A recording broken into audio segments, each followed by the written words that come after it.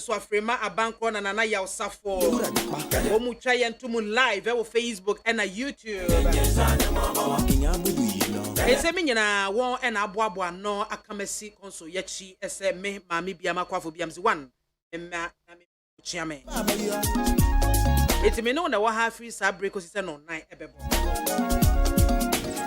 no 9 bo pepa me nua Ola Michael ebeba beji adwa no agye tata de ye akofie be onipa brabom se wo si gina ye bia ya brabom gina sie bia ensi ne bra sabe obuafu ana wo koma wosoro se wo si gina ye bia ensi sa gina ye no e wo bra obuafu ana wani agye abroso ana se e wo ti bia bi mu a entimi ma wo nwene ma wadwene ensi su yi eya atwen nya botre nya wotwen honhom esanse apere mu no abufuo mu no erigye mu so emu no se wo to obo asiketu bi ama ho abotre kakra bi a betimi asigina ye gina ye papa emfa wonko oha ne so timbuktu Ghana mali aginasie bia wo besi bra wani agye abroso ebra wura hopi ebra wo buafuo no eya awie no entai enwie peye eya entai enwie mudie ate ase etinke betumi a anka bra wo ti bia bia wadwuma ya ofan wa wani nye wa wura nhoi wa ubunfuye eno no usi gina utumu se wasi gina ejina ipa ate ase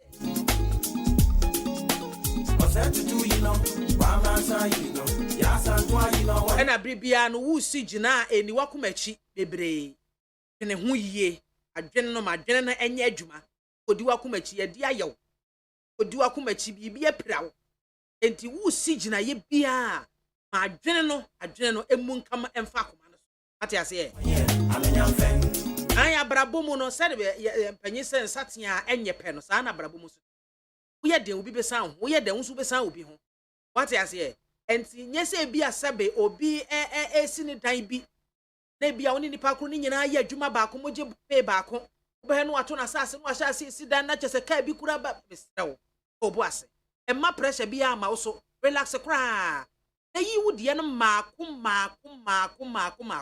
me kan awura bi a JHS time no afa no wo ko school omu wie JHS ya na ne nafo no ehya ase se wo mo ewo no so de afa no wo ko SS asa no afa wo se omu sasa barabara wa ka echi edru ba bi no ohunu se ye na kane adwene ane wo mitirim na ye se benkwase it is obi ye ni bibi na nipa na ekoso ko na nim a emma wo bon hawo enwendwene we hu ma menya BP emadwendwene we hu menya tipaye omre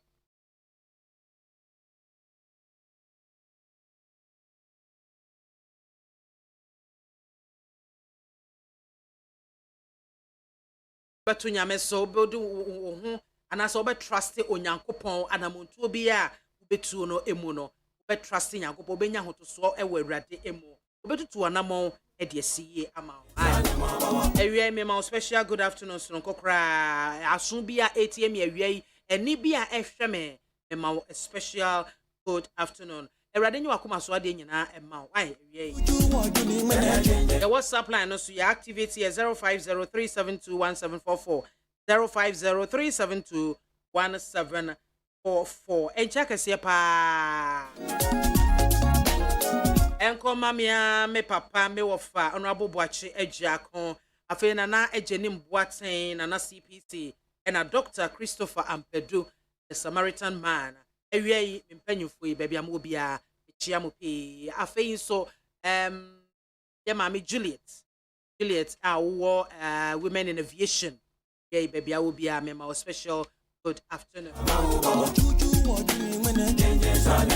ejabusia wi idea mene wa na wa ha bi na kire wa dwo pese obi sa na pese wo send a comment bi e de ba and one so de be fa Facebook live ne so anase obetimi so e de afa ye WhatsApp line no ye 0503721744 no eso e be kan breast fatemo e de ama me say see me da me ho na majenkratu ya metwa me ho taw papa e de kan e wo beba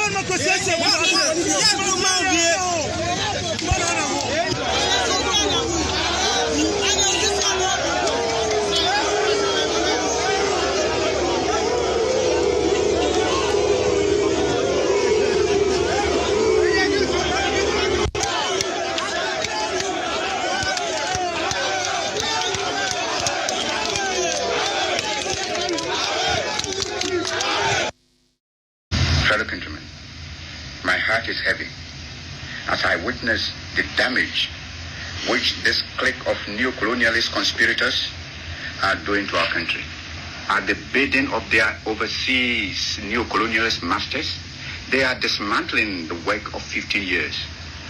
They are telling you that Ghana is bankrupt. They are telling you that our country is in debt to the extent of some 240 million pounds. What fools they are. How ignorant for them to think that you believe these stupid lies. Open your eyes and look around you.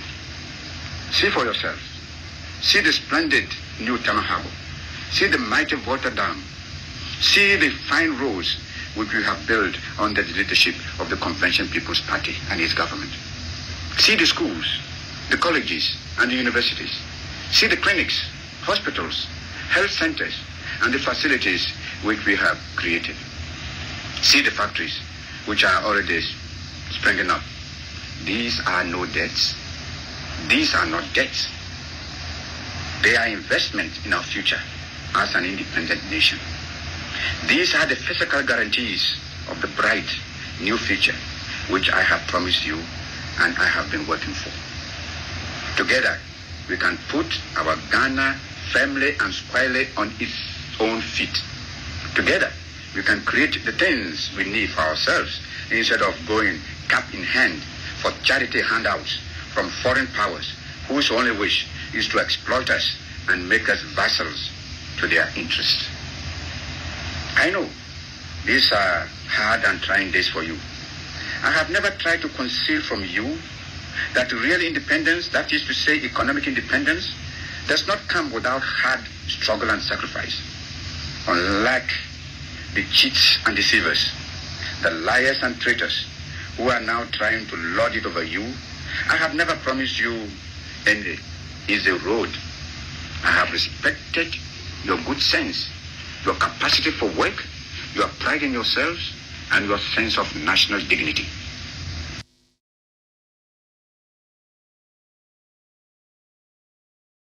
I want to read from pages 233 to 233.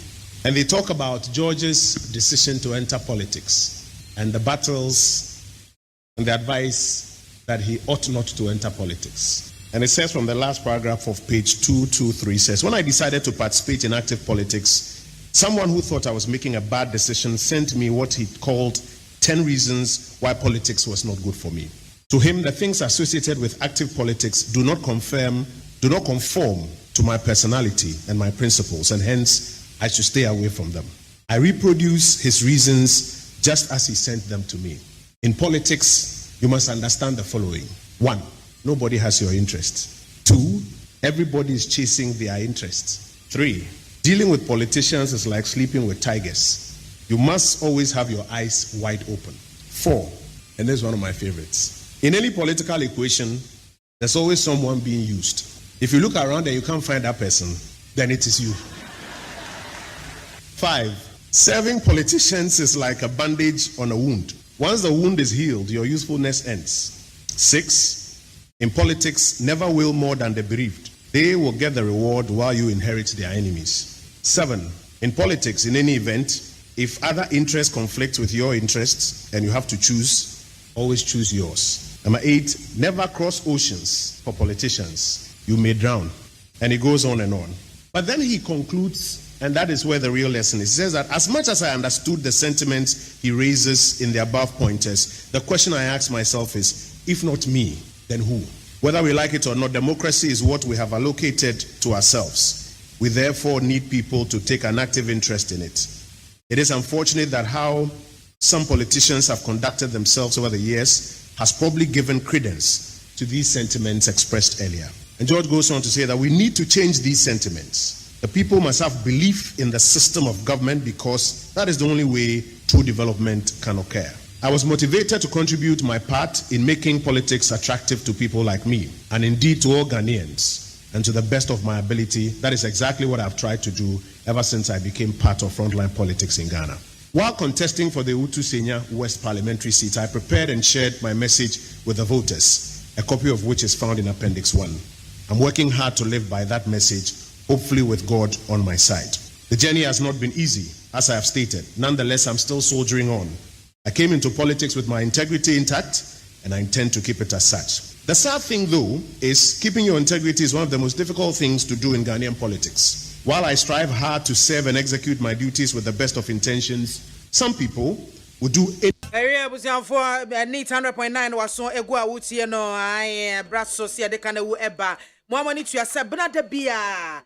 Your body rofa a kwan so jojo, a kwan so kusa ho. Road safety campaign moment, amu ena yedruno. Yahunu say first half of Fedi kan ewa fe 2022 mono. And conscious see here now so yet to a phrase ho a wotumi sa fi no akofom eye pa. Enti ye betimi ato akoso a ye nkyerɛkyerɛ. Ye betimi ato akoso a cheke ye mbufuo ya akoma botra ye ni wo kwan so. Ye beto akoso a ne atimi ahwɛ e kwan so jojo ho emmra. Ne nyina ye betimi adi so. Ade ebeya enkwanhyia eto betimi atwa ana.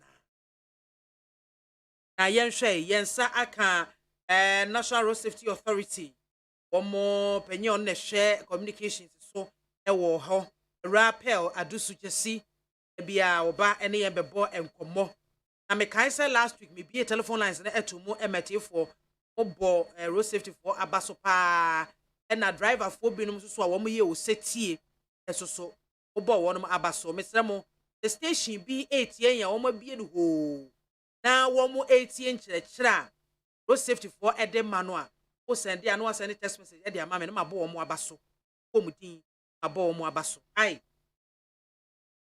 etwe de yen say branka say bebrebia pel ye mo akwa aba meje so mi nua ba bibia boko de na me adom na hwe last week ye hu last week na o management meet wow seriously nti na ka me dwen say obefra me phone me hu kra me mani ba me hu say wa send me message na chese ya time no ko na enye easy last week no hye bebre ye di gu akwan mu road safety for ebo mo abaso ya da say ya na ye pe mabadwuma me de me bonto me yem mum bonto me yem because me nyaaya anka nkwanhyere bi abaako miru bi na asie enokro bi ampra kan na say kakra bi ne de akofiti shop ne akwakosi obia enam ho. It is still numbers no was say eso etimete more na mimi sase mo ya adwuma. In fact enkyerɛkyerɛ kora mo nam from radio stations to radio station media house ahodo a mo ye enkyerɛkyerɛ ede magana fo why ye bi pen for da bia na ehu sa ye enkyerɛkyerɛ enso afi bia beso no na enkwahia no kwa na ekoso this time around edian bibi soronko na mo ye ye afedie ehunu se enkwahia no edo sidie so ate aba yo medase pa me nua ba chia tiefo ne ahwefo nyina hwe wo Facebook na ankasa ne wodwuma yefo bibia otie ni tfm ewiabo ene National Road Safety Authority edwuma yefo nyina ya papa engineer David Osafo Adonten edin e kan police for road agencies a driver for obi bia oye bibi papa bi wo kwan so ama akwenhia kuntebuo aba form esen mfia abetwemu kono etia obi bia na de ewo mu ne se afi de broni beka se eye comforting eye abotoye mu na enidaso so abedwuma na ye eno ho de ewo mu ne se yen National Road Safety for no ade baako a eye dwumedie pa ye se ekyerɛkyerɛ road traffic regulation ana se ehyehyɛ ne mra ye de enante kwan so no ya kunkyem egu krataa mu enti se wan kokan a wunhu na wunhu so a obeye niama yense se obeye wo kwan so na wokoye niama yense se obeye wo kwan so a ede akohyia na eba enti ya fa to ye ho so enenam esole ye nenam mosque edwom obi ye festival na abo afa ho ekuro bi sufo ye festival abo achi say kundum festival say asafotu fia madamfo de water region omudi yam festival any various festival ogbachocho no any Easter say na abo afa kwewu bebi bia nipa bebo dompema nipa enenam kwan so nipa ne ka hyen ni moto ni niema nti omanfo nyina ye nyina ye road users nti bebi ye be hye bia no na ya pen abe a driver for wo mo akache na ye ni omo enye station to station kwa enye station to station e moment sorry mo ko ye call mosque ye call marketplaces ye call debes festivals bebi bia nipa eye kra yenye duru ho say ye ma road safety kai bobi ewo ho enti bebi nipa twahye bia no ubehu ye staff no wo ho na ye ni omo kasa ye mu twahia yankasa ye ba ana ye be bomo apono mu se mu bie kwan ma ye yankasa nso ye tumi yankasa ye hyehye eno na ye station to station no ye fa ne se ni o plan ye wo ho VIP ye wo ho achimota ne ye wo ho Kaneshi station ne ho Takrady station ansa regions ni nyina station to station na anu ye kra na ye wo Suhu main station wow enti eno no na ye de ben a driver for no pa na wo nkyerɛkyerɛ various nkyerɛkyerɛ a ye na ye ka ni nyina abomu a na ye de ama campaign ba ko ye no na ye start arrive alive na ewie ekyire ye be tu ni stay alive jai obunsam adwuma esa wo ye bibia e bone wo kwan so anata bonsam adwuma na wo ye be wuro tani a wo ko Pentecost a wo hia onyoka so praise the Lord hallelujah no a campaign nchi aye stay alive na wa je so jai obunsam adwuma so wo ye adebone bi wo kwan no ho a na say ye di wuro nti say na fe de bibia ye de wo hia na say wonka say wo hu na wo check wo eti ye hu say sa campaign na ye di gu akwan mu no mfie mienu echi ye hu say ma ye nso so asopa so abapa na sa campaign enye ye nko an ye de ye nim die mu a ye papa engineer David Osafo Adonten edi ye kan no through take and ten obroni beka sika wo mu sika ni mu say campaign ehia sika ho de be but very but do baby a na sika sem no aye de ewo ho but na ye de ya ho oden ni ye nim de na ye de aka ho enti ye twen police eba mu ye twen private organizations a omo ye road safety hu edwuma ye twen omo hyemu NGOs a omo so mo ye road safety hu edwuma ye twen omo nyina hyemu individuals a omo akwanhie bi ato omo ne omo busuafo bi danti omo ye passionate about road safety education ne awareness creation no ye from advocates any communicators bi ye twen omo hyemu afi ahemfo a omo nim de no omo nim onyam no omo kasa edu bedwam omo so ye omo ambassador tunfo say asante hene ya na ambassador ya na ambassador chief imam ya na ambassador ya na ambassador Yeah, the photography de ebe abeka wo nti omo no so mo various places nti omo kasa so a edu bedwam nti ye do omo nyina ewura sa de no omo kasa ba ko pe e de sesa bebreba nti ye hu say various stakeholders ye twe omo ahye stay alive campaign ase no ye hu say so aba na campaign ye start ye no ye hu say awareness no ye create ya man crofo ate asem no but still no figures no was ro but you who say frankakra no ye dwumapa so abapa enti campaign na fe na ye be hye mu kinapa e bom abaso pa mo bo adwuma na yenhwe cases your report here from yen compare from January to June 2021 January to June 20 cases hodo a the report so here concerning yo medase. Before you go on, Daniel Bridge, and what do we about? And was MAAME, we are listening to you live at Grow Value Enterprise, Medina Market. You Grow Value Enterprise for Amowo Medina Market. Ya me enshiramo papa na sa de we. If I want ma boma baso. I mention that boma baso. Amowo was stations ahodo a wo speakers amabiatum na enkofo 80 road safety campaign. Ehu ayino.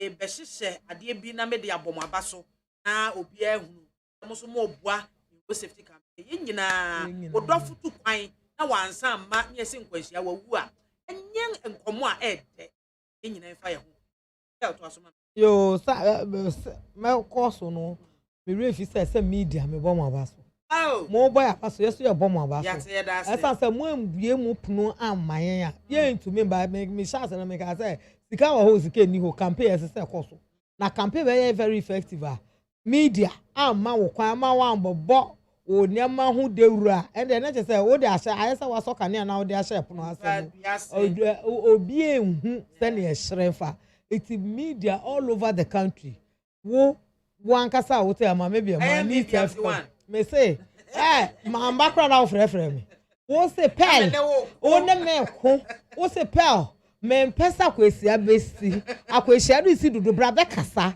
no wa bo modern enti de bia na ma ye up and doing edru Saturday nyumre bra ba Saturday o edru Saturday nyumre say MAAME bia wa we chibi enti MAAME nye ready enti ye bo wa baso say na wa dedicate wo space and wo airtime ne ma yen nyame nhyira wo na ye bompa ye say senia wo di dwumapa no to supa so engu abrabo so amen senia be ya senia ye nya ehun susu asopa wa susu asopa de bi be kan any despite media fo nyinara ye bom abaso so ne ba pe obeto aso wo fa k o se ono owo ne barber shop ewo new plan station circle wo be speakers na to mu say ya ante ye bona ba so new plan station circle ho no mo to fa k nyame hira pa me se mu de mu fa mu na say ya ho dako me try mo surprise tell yanko yes so we bie wo new plan station omu nyina ye stakeholders ye ko bom mu punu mo se omu bie omu station no ma ye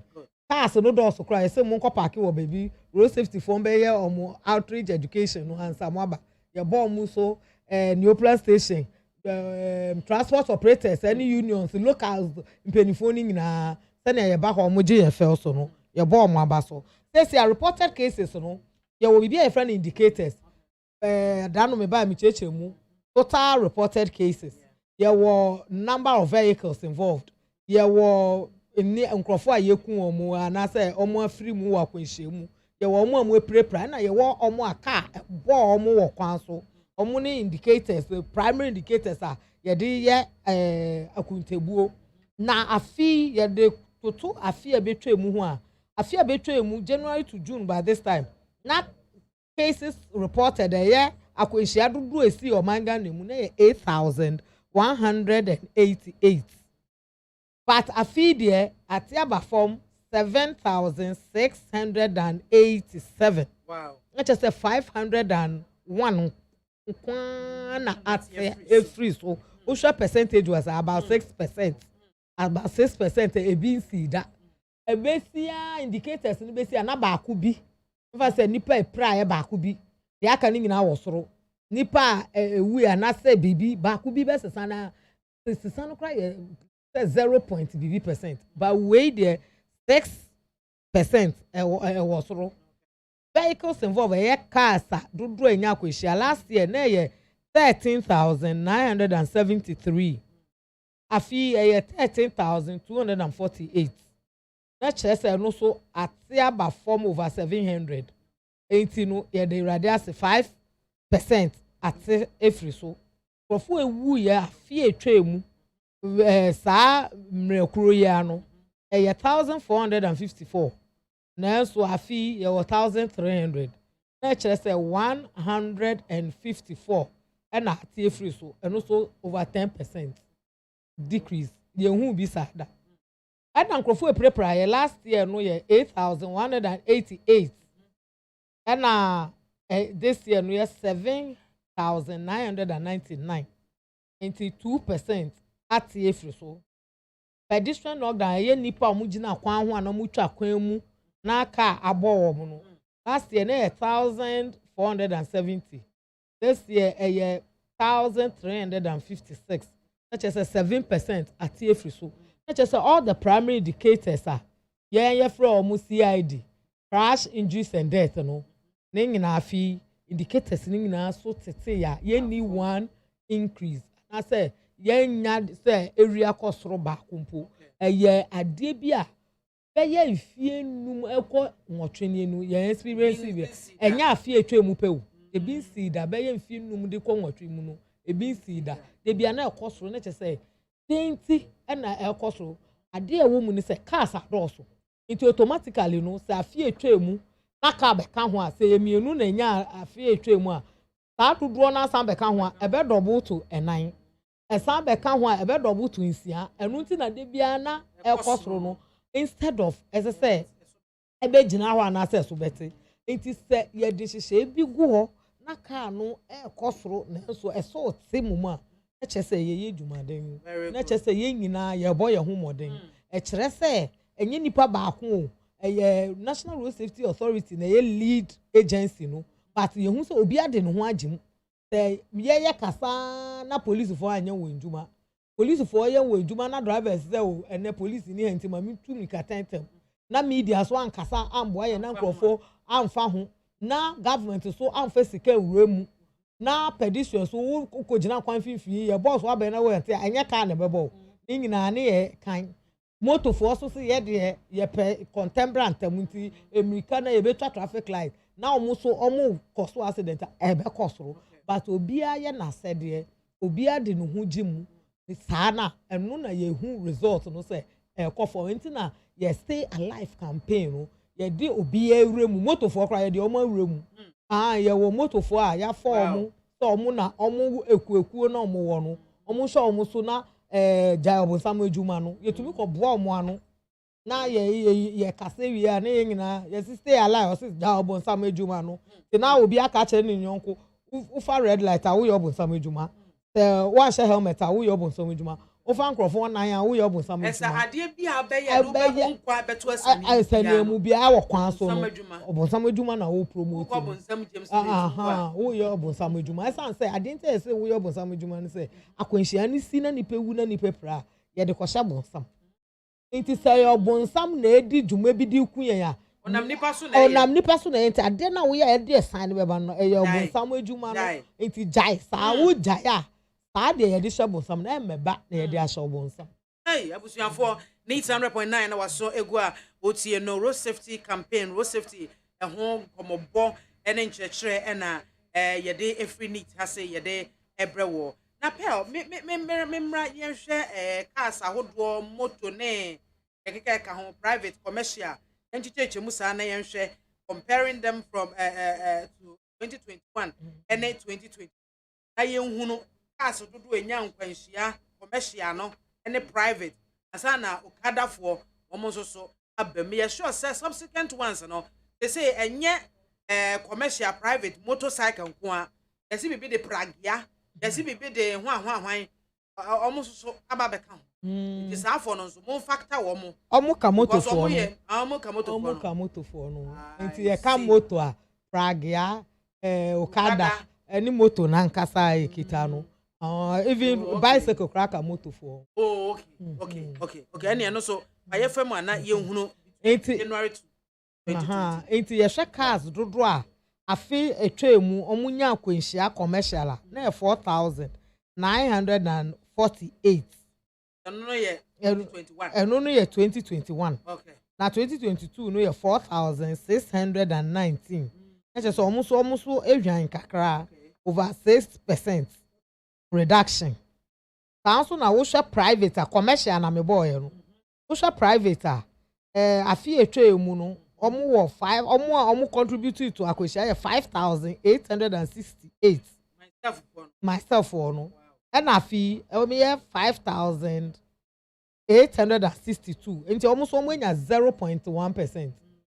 But the young one is from January to May no mu wo soro omu nko na omu ye indicators a de bia omu kosoro but when ya mecha de ye kan ni nyina bo mu June yi omu so mu nwan kakrebi Omu de no de anya encourage.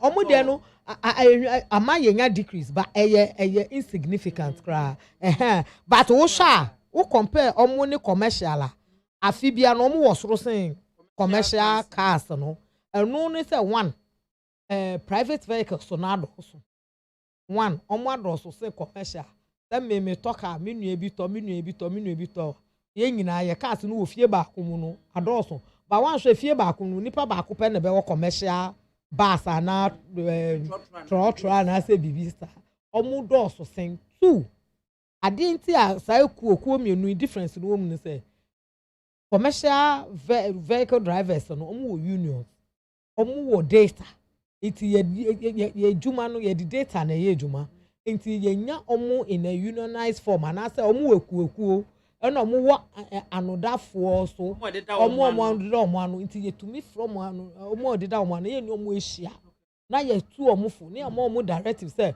wo manage obi no ko na hihye ya ye de ato akwan mu no o ka kire no iti ye yes ana omu so omu person benye dimboni no ye hu so omu ye adwuma no omu so omu de omu bylaws ama driver for no iti omu coordinate manage omu enti we ye na mo ade wo okwan no so a omu betumi atwe waso enti ama driver for no omu ye commercial drivers no omu so omu di emra so enu enti na afa ye hu se esu emu no omu so shine no but private man no oni control eti ono obukra no de car to be bedu fia wa park wada etu de bi kura me papa bi obo sasa na de car no gate na no osi free mo obi gate akose de upa befa upa benisi upa manisi o Ezanya do betu. anya ono wa bre we manage abedu fie de and then eno ano no but commercial driver ya free be encouraging the passenger and I say empowering the passenger. It's the passengers we empower them through other campaigns. Say what can no na driver no yeah ade bia e de won kwa beto sani mu a kasa correct kasa twena dwen so No ye kasa pa o yeah kasa pa enye bufuo enye akomahyew nipa no nya wo ba enye wo na wo toduane ma no ono so ye obi papa obi ba obi kunu obi wofa obi enti no yebunu Mr. Right wo fie na wo na ka mu enti wo ba be kasa nanim rofrofo enti ye kasa kasa papa ba ho brase ani obuo ekwan so enti ye sa na say driver no nani apa ne ho so kra passenger no kasa kire no nani beba ne ho so na no order ya ebi wo ho order meka meka video bi a obi dey fan me yam se me papa we be bia na driver no call no di na chi o ma ya shekra da private di na chi ya eno o channel obebo aben to alert na people na all video no to say ete fast o fe di ban ho so no na ate afa so na fe ekobo foforo ya in fact enti drivers no mo da me kai commercial vehicle kra wuti mu a tu de bia na driver foforo bi kra ti enti ohun se wo da otumi je ono de se drive ma ana se but on kwa utika nu ma wo da obi eni ho a obepomte obe hu na wakoto ho atwene ana wo de akobo obi ono gina ne baby peka akọ baby ana o twa kwan mu a ono so eni nda no ho so Mr. we fa kwan we so baby cha kwan na wo mo da ebiri saa akwadufo bu ho no mo timi tena ka mu edan na o te se de odan ne bedroom ayesi AC ya so AC masam na ye asem bia na mu onya tena ka mu a na ho na adan ne mpa so because the one ma weni anda ho na one hwe wo driver no na one hwe se ne okọ no papa mu na boni mu na wo want to me ampre no amfa na adwenya ba so okoto wa twene nti owo mu a wo mu da ne se ye ale a ye sere wo mu kopa no eduro se ye bo apoye a ende onu so ye indiscipline bi onu so discipline ho na ye nyina especially omo motona front no wo hia se wo na wo watch driver no na wo prompt no ebe ye kura wo dru police post bia ache police inside police esra wo driver ye hu se oyada esa se wan kasa ye se wan kasa utiri ho ye yi we ibone ba we ye yi wo na wo nya utiri didi mu kura de nante a se befu o we de yi bone na ye yi wo no ye wu ko jina sama do Johnson na wo su yanso ye hu ni abeje ya beje wa ka ho me de mi de bia me kasa me nya wi me say me nua ba na anu Friday ya me ko so ga kofe etika mu transit Ford ibi di America nkofo kasa ketekete na driver mu to be nka na me say driver but wo di America dodo ye nkwa brochire ye nkwa bebi aheye na ye ko wo de nanti bro e ko do 5 hours cry be ko o say ona sa me nkwa America only 110 pe hey 110 pe no 110 was say 110 pe dem say wo hefa wo nim speed limit aha no ye 80 motorway na ye 100 onim na me say ma report to my police motorway 100 I say motorway you go 200 Dado me catch that the sub me the never radio station the na TV station me pa we chow number no wo so me ma get the number and everything me say me san try no bi wo ye pe afa de we ma bo no kokko na ma kire no osan ya me the ni betu da ma ka kire no afa de it me dru baby amesi say ka jon say me ko aflawo me do so ko ba na mesi me say say hey ye ma me no say wo ko speed do nti o si o me say amesi me bu afu mu fa me say sa ma me it drivers no unnecessary speeding me be catching na me treacherous no ka yem say omo person on be ko sa level of speed I didn't know me yeah speed we no e wo do 200 na ekona ko we e ba ya somo ayi Silas Befi Silas and was say omo e hwe ye show ye show no live e wo some country lodge and some country lodge for ye bom abaso pa ye damo asese mo hwe ye onyankopon enhyiramo afei na nakua mo aboaten wo se wo hwe omo etie ye live e wo Dansoman station mo ma bia tum ho na omafo no 882 drivers wo mo etie na go mensa pillar 2 se mami soja ye show live e wo domi pillar 2 mama G sport eti mo so ye bom nyina abaso me se mo de mo famra se ya dako be hu ana surprise na mu ju afa omo amotie no omo fama no na wo mo ho ne wo mo me twa mo surprise for one of these days eti we mo so 8 live e wo hono mo na pe mi misa they say private cars here afi bia increment ko afi we pe che ba fom no so enye encourage bia no e dia na monto na road safety for mutu e dia fa private cars yo me da say National Road Safety Authority enye yenkwa na edi road safety hu ejuma DVLA eye stakeholder sister agency eye ni omo ye nyina ye Ministry of Transport ase na omo hwe say drivers ene hyen ehu ebeye pe ehu koto chima bi ewo kwan so enti no omo wo ye friend driving schools private cars for no ho na omo fans omo epie omo age licenses ye ni omo ye baako na ye program bi ye friend no call them continuous education program ye ma driver for both commercial and private enti ye commercial for the models na wie ye private for the edusu say omufa training schools no ye be contact training schools no mama ye omu data enti ye de omu be ko classroom na ye ko kire enti ye invite private schools private schools no nkrofo e wo ho no driving schools no nti e be invite omo ho e na ye ne omo afa nkyerɛkyerɛ mu the more wo fa nkyerɛkyerɛ mu the more na ye nya wo data the more na e betumi monitor nti saa na ye no nti sesi a attention bebrebe na ye de ama commercial vehicle no e be maintain ba ye be hwɛ sɛ saa attention na ye de be kɔ private for no so esan sɛ omo no omo figures no cost dodo.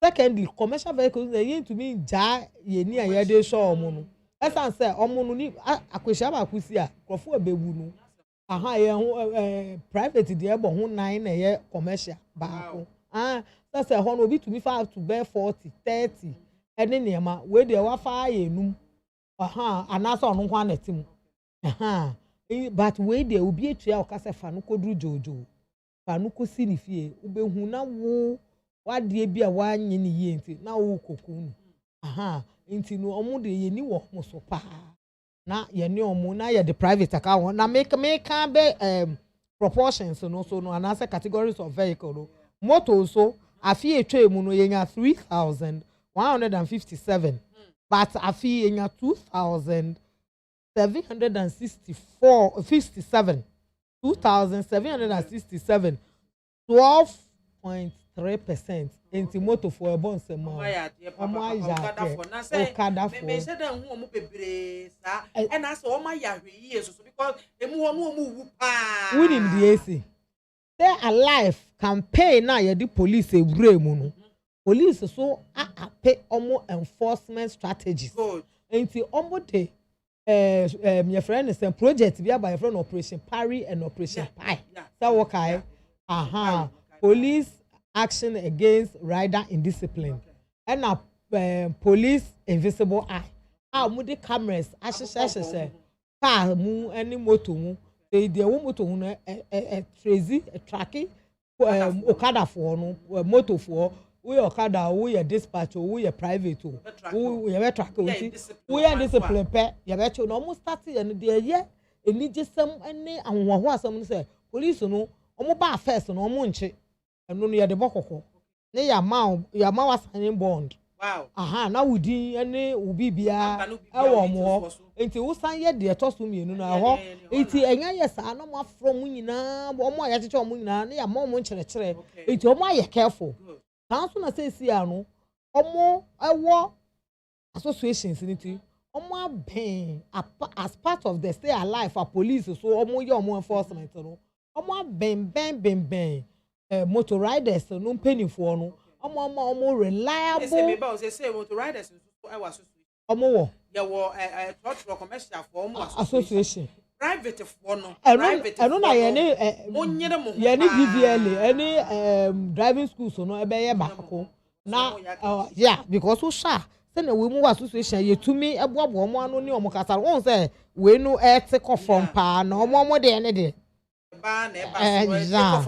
eti motor for no police for ni omo ye nkyerɛkyerɛ sɛ ne ebe ya omo be track wo mo ho any criminals omo kita motor omo di wurewure mu omo na omo ye niema eti motor for na kasa de omo ho age enforcement no ho what I say eti amasesi obi a ye careful commercial vehicle company for no de omo ho age mu omo ma direct so no okada na say motor riders association for company for no so almost so de omo ho age say private for na akam nti say ye kwanso jojoju me de ye masede ye wasede no ye tre ye wins mu nti obi ade no ho gimu nti ye nia de ho gimu sa na ho na results na ebeba that's a hold on kakra home so na no mo ensuo ema me na menko ye telephone lines na eso membie ne kakra bi na yenye omanfo adwenkyerɛ fa private cars no osusu sɛ ɛdeɛn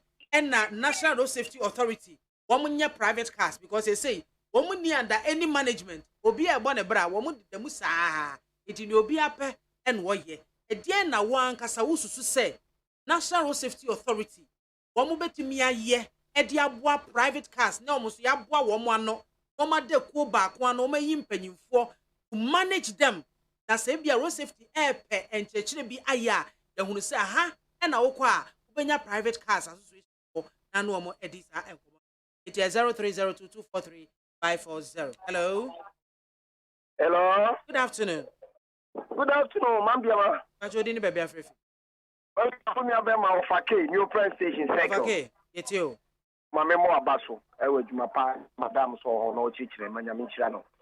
Private cars ni de ade ba ko am was say information am de call radio so me information centers no. Say de na wa betra ho no. Because omo no say obetima capture omo de say de bia wa ba New Press Station na say DP bus terminal ho no be kasa chom everything.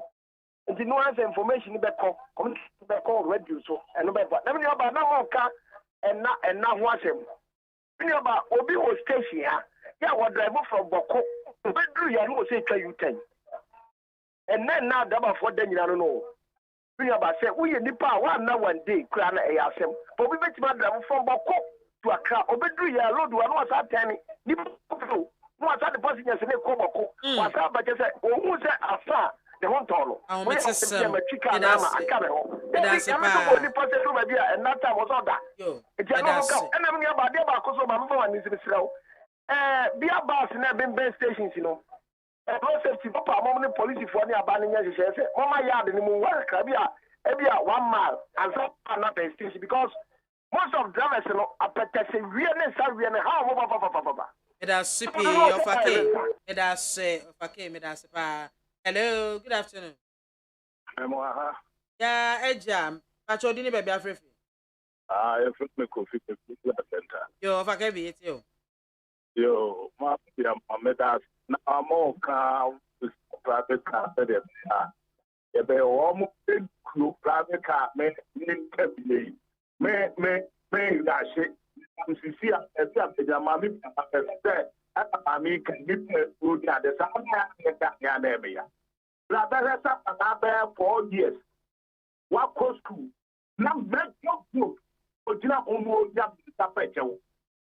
Now, I say, Obidra, a matter of me, look here, me, I me, I didn't Naka would dimmer to a year for, not me, you, I said, one to do. When yeah, one sided. We are not before you say. Now, private car, center, commercial car, over panel, no, she near the above near kayak, and you pass it, education, you know. If you have private car, a one more, or the Quakim and you turn the proof, and the medium fish, and here, a visual what they are called commercial car, dear. But I know you more. And the other, now, Mammy, Uber for Uber there. There's a problem, say, Janko, then I say Yanko, and then I say for the baby. Mammy, the mother, you 10. What not so close to it, the more you 10. We are sorry, I said taxi driver from Coast School, and whom I said, I said taxi driver, and then you tell what my guy. Uber, Yo, oh, of a KBM, so a homano. I am busy basa. Hello, good afternoon. Hello, good afternoon. If I told you, baby, afrefi. Where and I said, Belly, my back. Yo, na say yet yo. I'm Mama, I'm going to my power, and I'm in chat, me, mammy, no look safety by it. Not me, furniture, me want me for first thing, and Sabi, I'm sitting down. All my number to free now, I look to I 033. Oh, flat, Obia, in fact. And now we are Rolling Spark, how they call a children's hospital junction is one. Just say, I'm not better for him. I'm here, the 2 traffic lights. I'm acquiring things new. They play rope 34 play, Obia and Falai. Now, it's the quaning things. I can't bet me a shoe, and if I bet me a woo, that being so talking, and if I bet me a ram, then Obia and Falai. And a secondly, now you will be the motto. A bomb in packet 1 year. I black or banning your collecting. They play rope 34 play, or Mumladomi. Pardon me, I said a motto for me. I paragraph for a chill or hormone. If I told President Gusama, I mean, say rope 30, photo any paragraph and Kahuana. A Kahopa, we're taking note of it. What can you? We're taking note of it into road safety for Bebao. Why? How was it, Domi? Domi for him. Crossing. Okay. We're taking notes. Why? Motor phone had you what Domi crossing. Edasipi Seto. Edasi. Hello, good afternoon. Hello. BIAMAH AKWAFO. MAAME mbacho timenga. Eto nkapa udini baby afrefi. Mbacho orubo kwati bwache ni o kandimanto. Orobo yeti o. Yo MAAME nyangu po shi on adwuma pa oye. Me papa Professor Miakofi. Half kula wanya na nzo me showing ate me kwa ani ahode ma na exam obasamba edi shade papa. MAAME ni achere se. Me MAAME no ti ono o kasa ne ka be me de papa. Na we don't fight to say sprinter. Now, driver na kumulika na akoka. 40 years before na hoka ni mo ajibi kantao. Ajibi kaze, oi, ya kanja mpe ya di mi enkoduru ntam. And the element ehwasi o. Driver na kumulika na ozo akoka. Na o nyonko 40 years before na homu no. Yawo. Ndi abata na ma yedi ekowu ani ekowu. Mabre.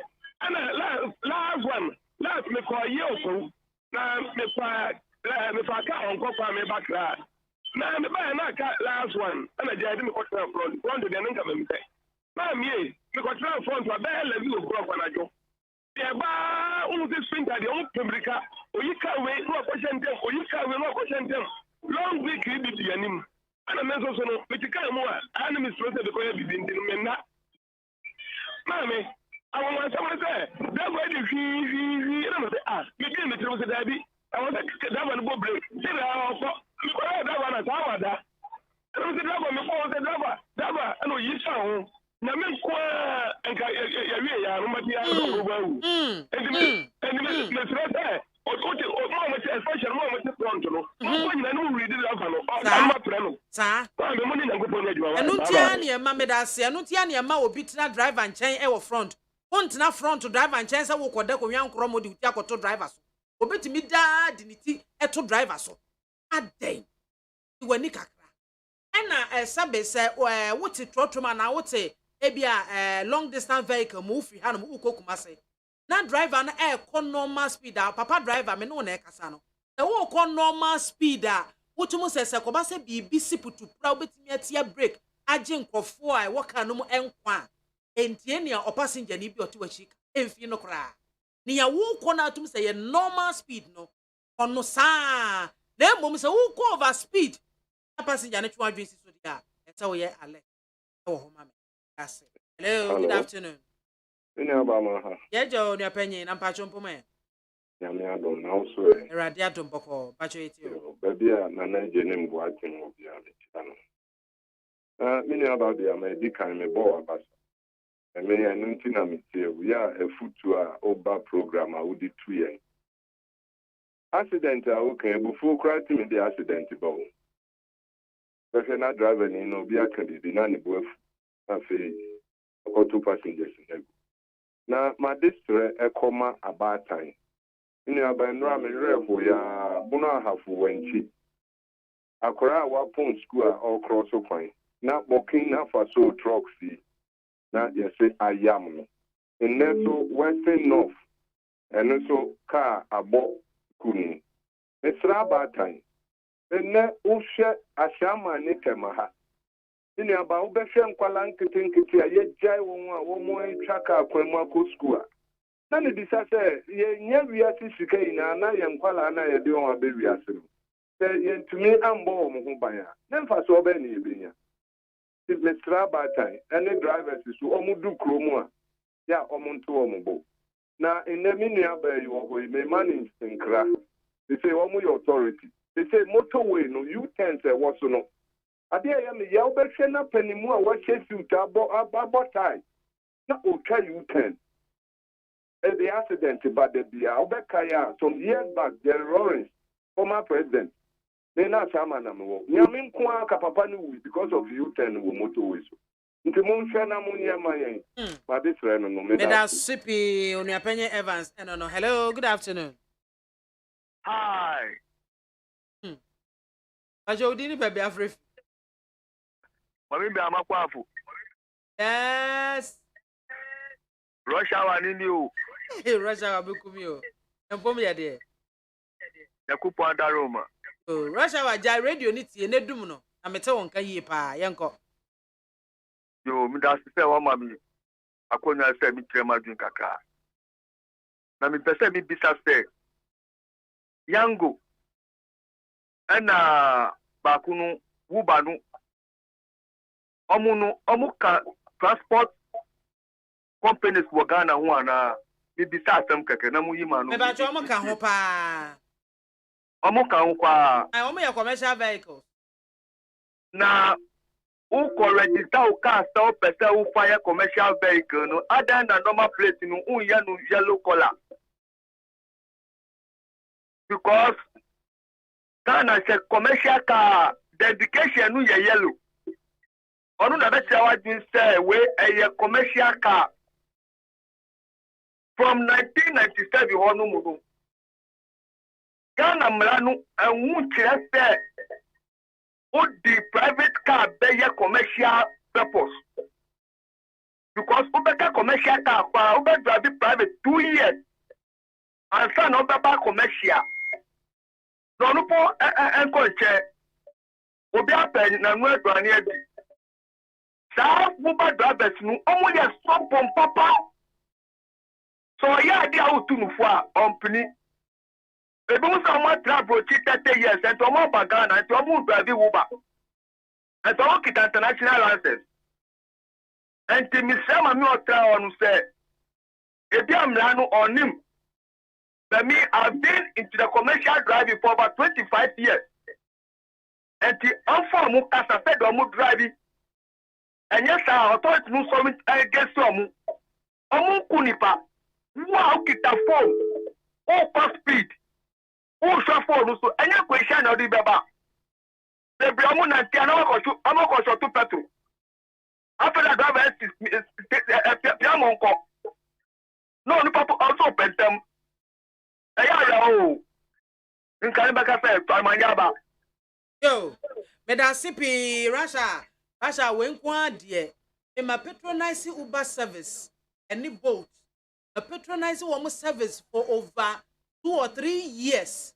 Omo drive well e bi ani da ho pa sometimes krano e bo ha wo bedwuma why late na wo panic so onti aso se madam there was speed na make on e normal ayenko ye bekọ akoduru na ma wo enti majority of them but sabe adwuma bia na se efie bia mensa wo e bia mu ba ko mienu bi e na ye niam but metimi academy sesi me bo se Uber drivers young go ne boat na sefo no omo ye discipline papa omo di mra so the fact say o use phone no nche say the concentration e wo phone omo di mra especially fa speeding ho ne na sefo because obo on mo ko to me catch you say your fence app ne so no omo speed am e kwa they will penalize me it omo to omo bo ase pa eno nko ade wo ton kwadu a go yi ni mirika mesrew rashawa hello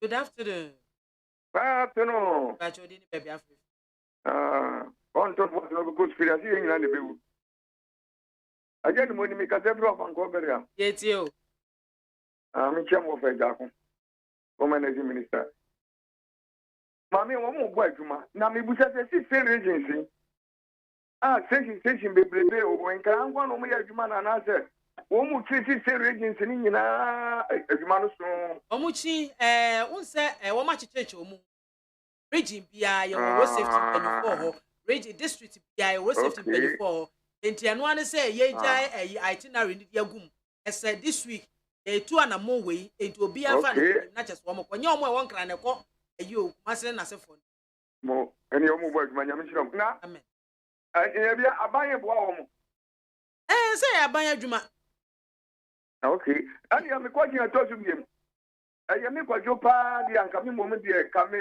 authority wo me mo wo ka me ma roba ni bia ntu anajo okay ka ubetu a DJ 6 o'clock ka kese na ebitu 11 12 1 me think am 6 o'clock and ya wada am anana titu ani so no watu ka anko because ya mamu chance na mo say mo chance no ya mamu kwan say mo da anajo bia mo timi tuko mo ko do na mo kokuyen what you say and the kazo mo dem ran ba from say ka bia obetu bia won tu 6 o'clock no pa what you say will be say me pentema kokuma say ko fa niam aba me ko enkan akɔfa nneɛma aba nti metu anadwo obi tumi kyerɛ sɛ metu 12 metu 11 ne abekum nti kamere nkamera wɔ nkɔmɔ mfa ntoɔ nka saa cars ne kokuma se anadwo 11 wanwa wɔn mu de du so tam no mra sɛ so krɔ ate eja no mo me da ase me twotworo mutwo ene wampa enti me nso anka wo ka se yentu anopa no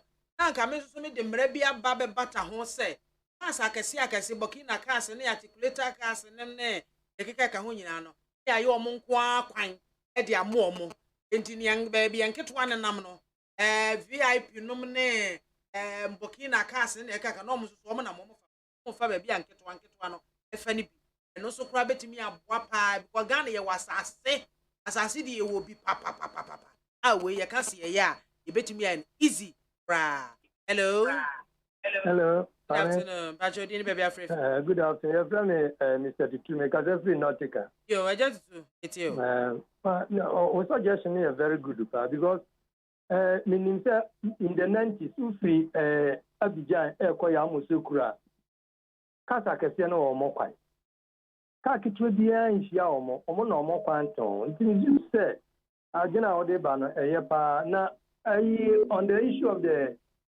private cars no Mrs. Sen komunya fries wo na omo nchitama omo at least enipa bia wo de kata ama no afia so o ye conscious kakra those see omunya ran bia so omo betunya gado omunyina together. But at least some of flyers are almost chichama or kaya or ni beba or monso kakra na ati accident no so na yada almost them say me get here program ipa it seems say as the em say kwanso kose no e tumpon ama accident no e ba from the third point am person me ready your site adava for eni no in fact some time ago, Madame Fubi called license office. It's about 4 years ago. Nani nyo, ni ami ni mse Madame for no problem ni nani. But oko ye na license nani ya approve man. Intimestre. Na o space Madame for no. Mpacho say. O space o medicated lens ana. Oh, it's medicated lens dia o isu trotronso. Yesu eh. Wow.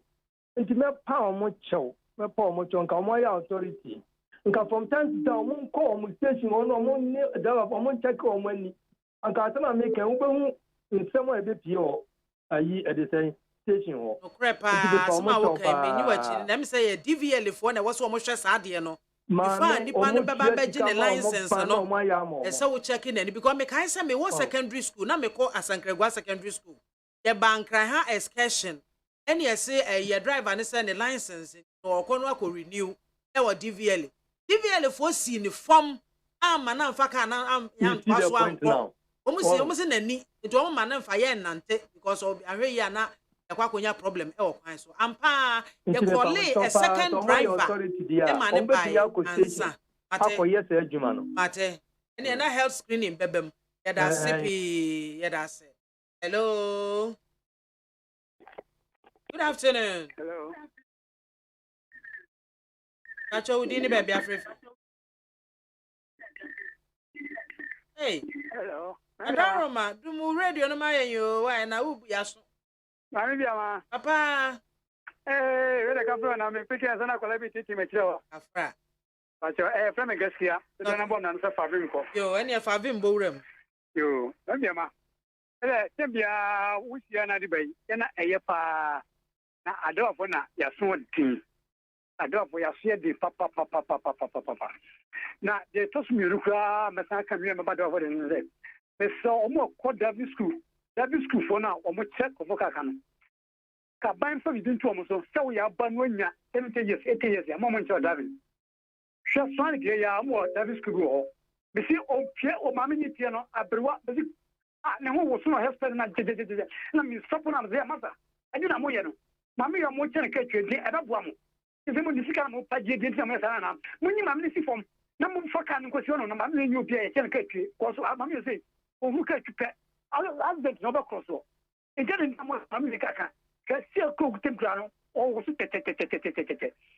Ife boko tam go mama oyo pani mi fi inside do buy na kana me catch as masa de mu ye na mwa mu hwe mami ya mu tene ka twe e kenya nko akomo me krampo e timpani fo ni hwe na mu timpani fo no guteguta kana mo testa no o ko so trouble papa okwan e timpani fo hwe ni no mu take wo mu no mu sa dio say ha me pa ni daba me nam de bia na mi sia mo a na o mo so be a na o di watem o be tine je kwan fifi o so bon so be na he start o twe ni kru ende ma ntimisrem tempen fo nso mo hwe mo mam pa me da se pa da se gaskia ha ne yede yan course ni nyina yede mo esie aha me da se so aba mo well what your man for no ensem ni adwenkyere a wo mo de eba acho o final comment na me bo etiefo ni amanfo nyina ba so se ne obi aye concern about road safety no papa bi ka na asem so ye nyina ye ndi mra so a ye ya na ye bekwa ekokunkun ye ho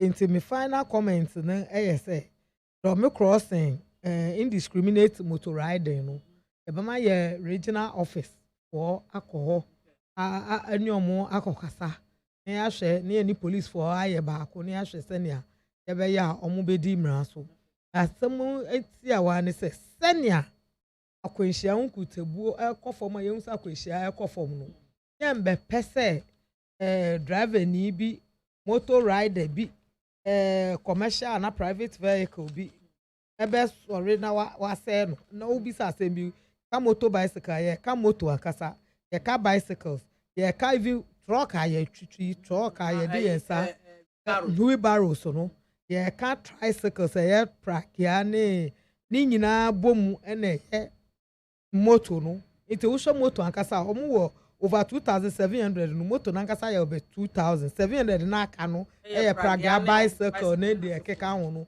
ite obi bia wo nam kwan so wo be fa kwan so asa wakodu bebi wo na anti o wo tike mu o ti motor so nika motor ana ni nyina obi anya hweye ye ka hweye anya speed pe wrongful overtaking wa bre na wo dan so be kaka overload next week ye be kan overload tani ayo lodi ka na ka ne hye nnuama na se aye ketwa na ni nyina o ta price se ya speed wo mu a wenya amane na wo mo nso a omo ka se ya no mo jaka na esi ho ofiri nkran na wakọ magazine akọ sweepers na ka no esi kwa no so wa be dan esi ho no mo bubu nwura nkitinkiti bi sa de ni nyina ye indiscipline ye obonsam adwuma a wo be ye amanipa ahwere ne nkwan wo kwan so enti mo ma ye hu se akwanhia ebe kofom a driver eye wasede passenger eye wasede wa wo nam kwan so eye wasede national road safety DVL engineers eye wasede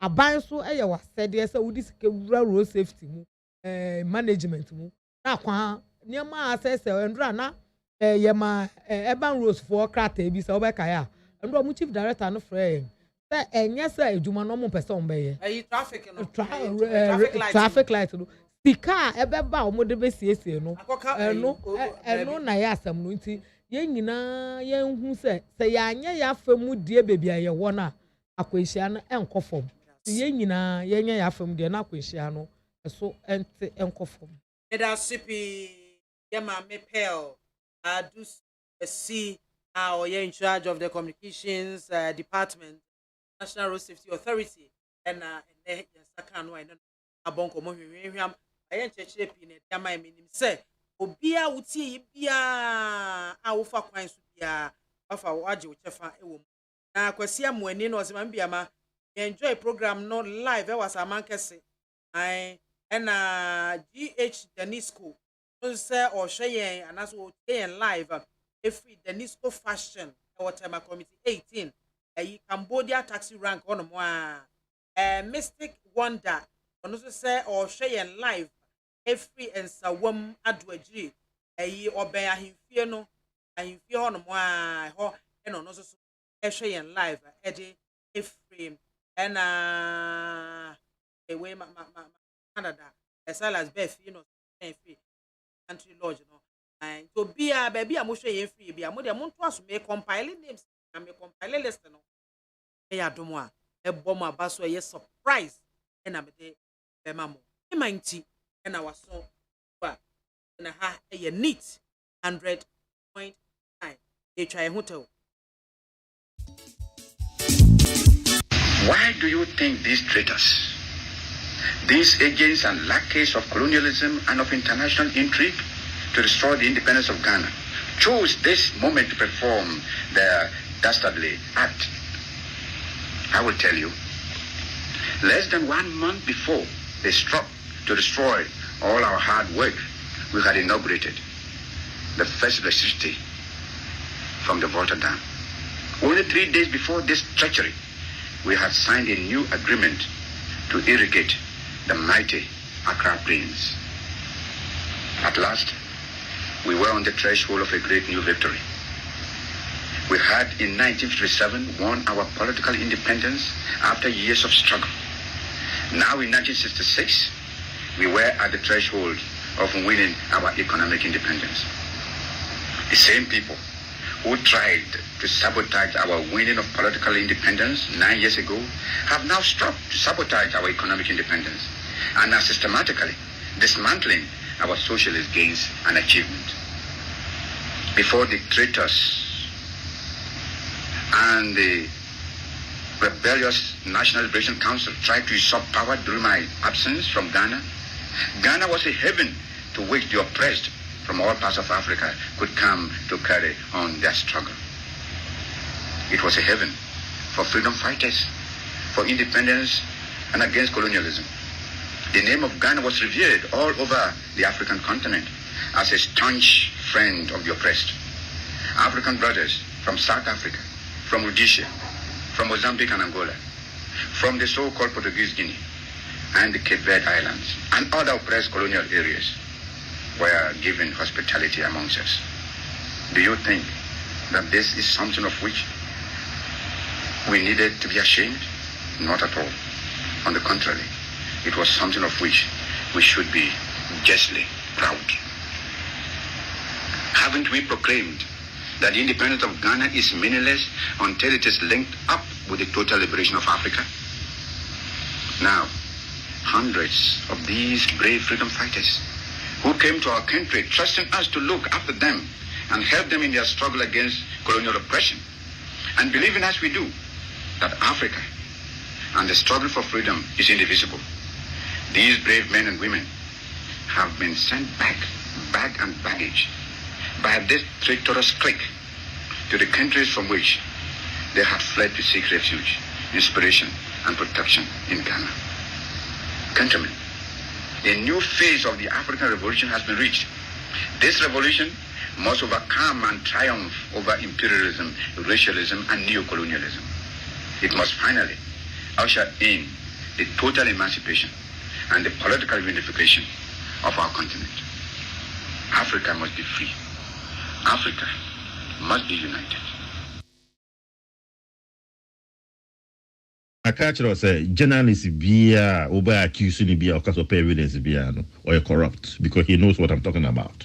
Any journalist are over accusing of bribery, of any corrupt practices bia over person over evidence bia no or no kase mo no busa sa obi na no kan evidence bia or corrupt because the making is an open secret. Gana ni bia enim. Baby bia mboko bia mo pesika. Baby bia me ba Ghana kra me ba organize party kra. They come to my party, come and eat, drink, and fool around. Still, at the end of the party, they want money from me. What is that? Is it a corruption? In the more corrupt, more corrupt, papa. Be a gentleman. Go to an event at your own expense. Go and cover the event, and then go back. You don't ask anybody for money. The very moment you ask for money, you are compromising yourself. That makes you very corrupt. And I'm on says, "Me say more corrupt. More evidence. More evidence. I'm a bad Ghana. Mema mo snap, mema makoko, mema mo kusuya, mo modua. Baby ofri no, insurance da hono, bobodua. Ofri asante mema ya de antoa. Ofri broma mema ya de bochre wa bebodua. Ofri esrema pro ho. Ofri voter original voter. Ofri nkranso de ane nyanya no river no. And you sharp. Kum sisi ya bebodua. Se wonje bravo da. Bunyina me corrupt. Ofri biso.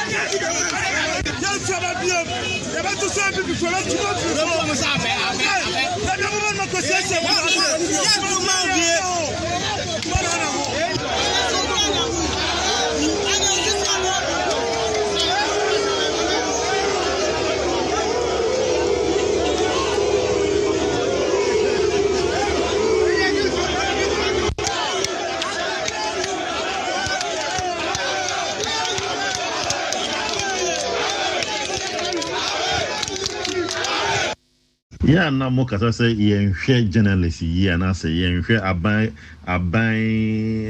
work a year. I just don't understand it. We are humanist officer here jai. Do your own job. Why is it can a journalist? And I said, why is it can a for Obi or abai? For what reason? You just quit, you do your private job. That's it. Nobody forces you to be a journalist. But you can't go in there expecting kickbacks, and they are corrupt. Obviously, you enjoy a quit. But obey so that man you bribe. Not because you say what you might you enjoy a in 2% baby Cobiano, when you're according channel or show. And then I'll keep on saying this, and your mobile corrupts are copying my dad, my jink Jesus and Beba, because that is what you do. Bebembo Cobiano, La Sula Lankwana Moya, Mojo left, Namojo right. OGMPP, now GNDC, OGNDC MP, now GMPP MP. The state security agencies are doing their work and playing their role as they must. They are very vigilant. Ghana being an oasis of peace simply tells us that they are doing their jobs. So you stay vigilant too. So if you see something, say something. Say something if you see something, my friend. If you see something, you for say something. Fellow countrymen, my heart is heavy as I witness the damage which this clique of neo-colonialist conspirators are doing to our country. At the bidding of their overseas neo-colonialist masters, they are dismantling the work of 50 years.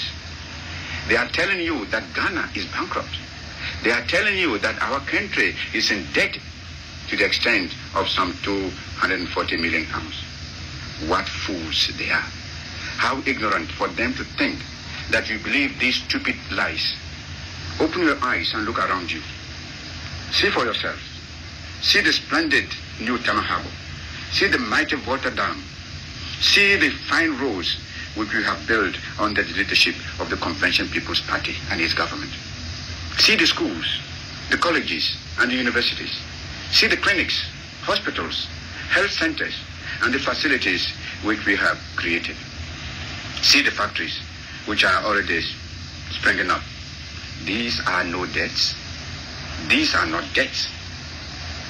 They are investments in our future as an independent nation. These are the physical guarantees of the bright new future which I have promised you and I have been working for.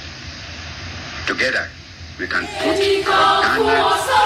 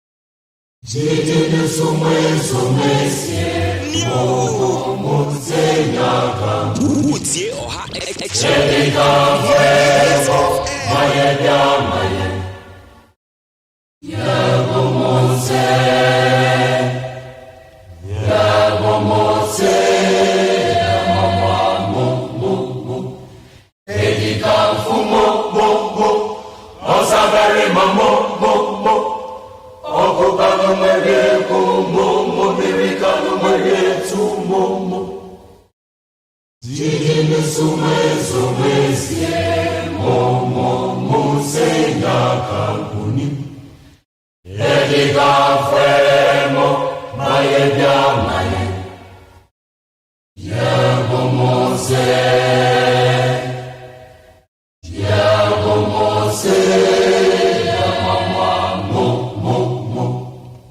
best station in the capital. Neat FM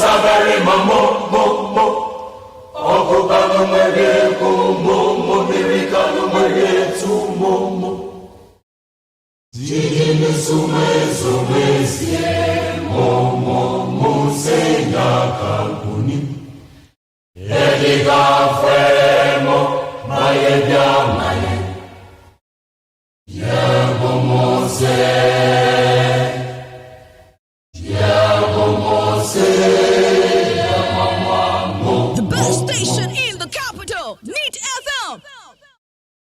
100.9 and I was so egua. Otiene Sabre, no me no abapa sima, Adrianine pepe. Baby, so see, Adrianine me, you know, and a baby so Adrianine back in time. Akuma and Sam, and I'm the air Juma, Ewaha, and then some who drop he and a guap no so, NPP, nano me menda to a ba, etuamua be seen, Nicosia no pa, woman national executives. Ye better no one some aka. Addressafo and ono so na no edemuno and was say or ye victim of sustained political witch hunt. Hey, asem na no ayeden. And swame adehye and woman so woman shebedwane majority leader. Honorable say chairman sabonso omukuta ne minimum no. Woman say efri mekru ekọ swame. Ekwan nye ka kwa fun e wo Ghana. Akwan eka ho marase bedwane na bu nani agusu nti na no okwa so no manfo no kokasa no mse ni sumu na ne ebewo enti sa ehuro ne ede yo ene ne kekeka ho na me bo na utie no me sa bobio na watie ni yie ai ah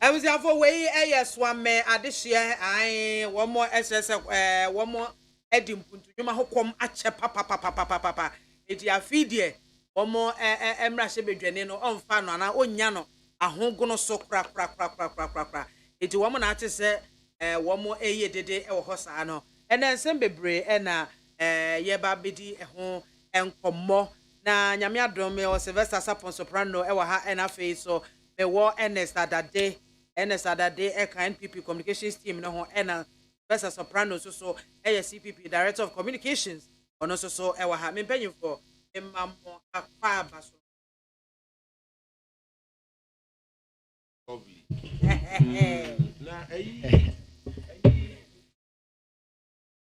a majority leader in the video no a majority some catch us majority leader no otibem e wo we men ka so otibem 100.9 kakra bi e wo domekwa abenya constituency mu honum no wo your constituency na ono no oti enclave bi mu enclave brono bi e fra onya hotamaklo honum surroundings na is a White House e kwan na wo honum no first class roads asa enclave no sa brono no ebeto yen ya yatena honum dadaada but majority tane betena honum no de ho sie fe no e kwan no majority leader o say chairman sabo I nyon ne ho asem ne yeken na me ken oti dome oh da ayi da bi oti dome kwa benya constituency nim o kwa Ashoma side honum na enclave bi brono da chechire ne brono ana okay omo frɛ brono no nya hotamaklo but honum wote honum na koye bourgeoisie fo ekwan na anu ada no omo ye yo tie te ho dadaada na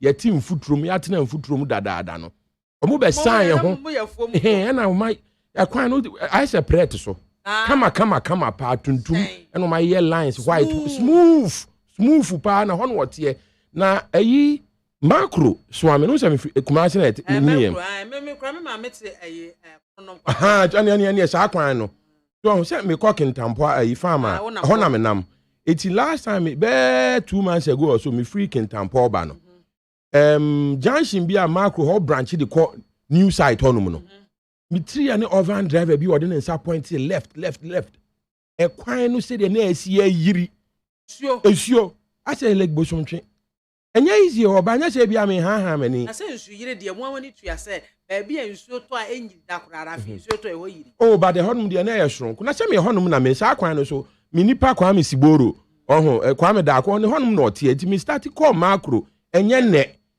JJ Rollins president JJ Rollins no ye sa kwan no since our ye no Limex bow ebe ye kwan no omonfa wo monsan kan eti ana da bia me kasa me fa macro so ame magazine na me shepa said the honorable Osechi Mensa wako parliament 6 times waji S Gracia 1 2 3 4 5 6 times say see a wote nya hotamaklo side hono a hoye first class bourgeoisie area so am for adawrumenti na so okoso am magazine macro sika omutua in taxes na omayi majority leader waji S Gracia 6 times na majority leader pa ye kire say ahanum na Republic of Ghana parliament no majority leader ahanum na omo ofria da bi wonte ho ono no wote nya hotamaklo wo de baby oti se compare baby ofri ba na o da bi enya se bi more than that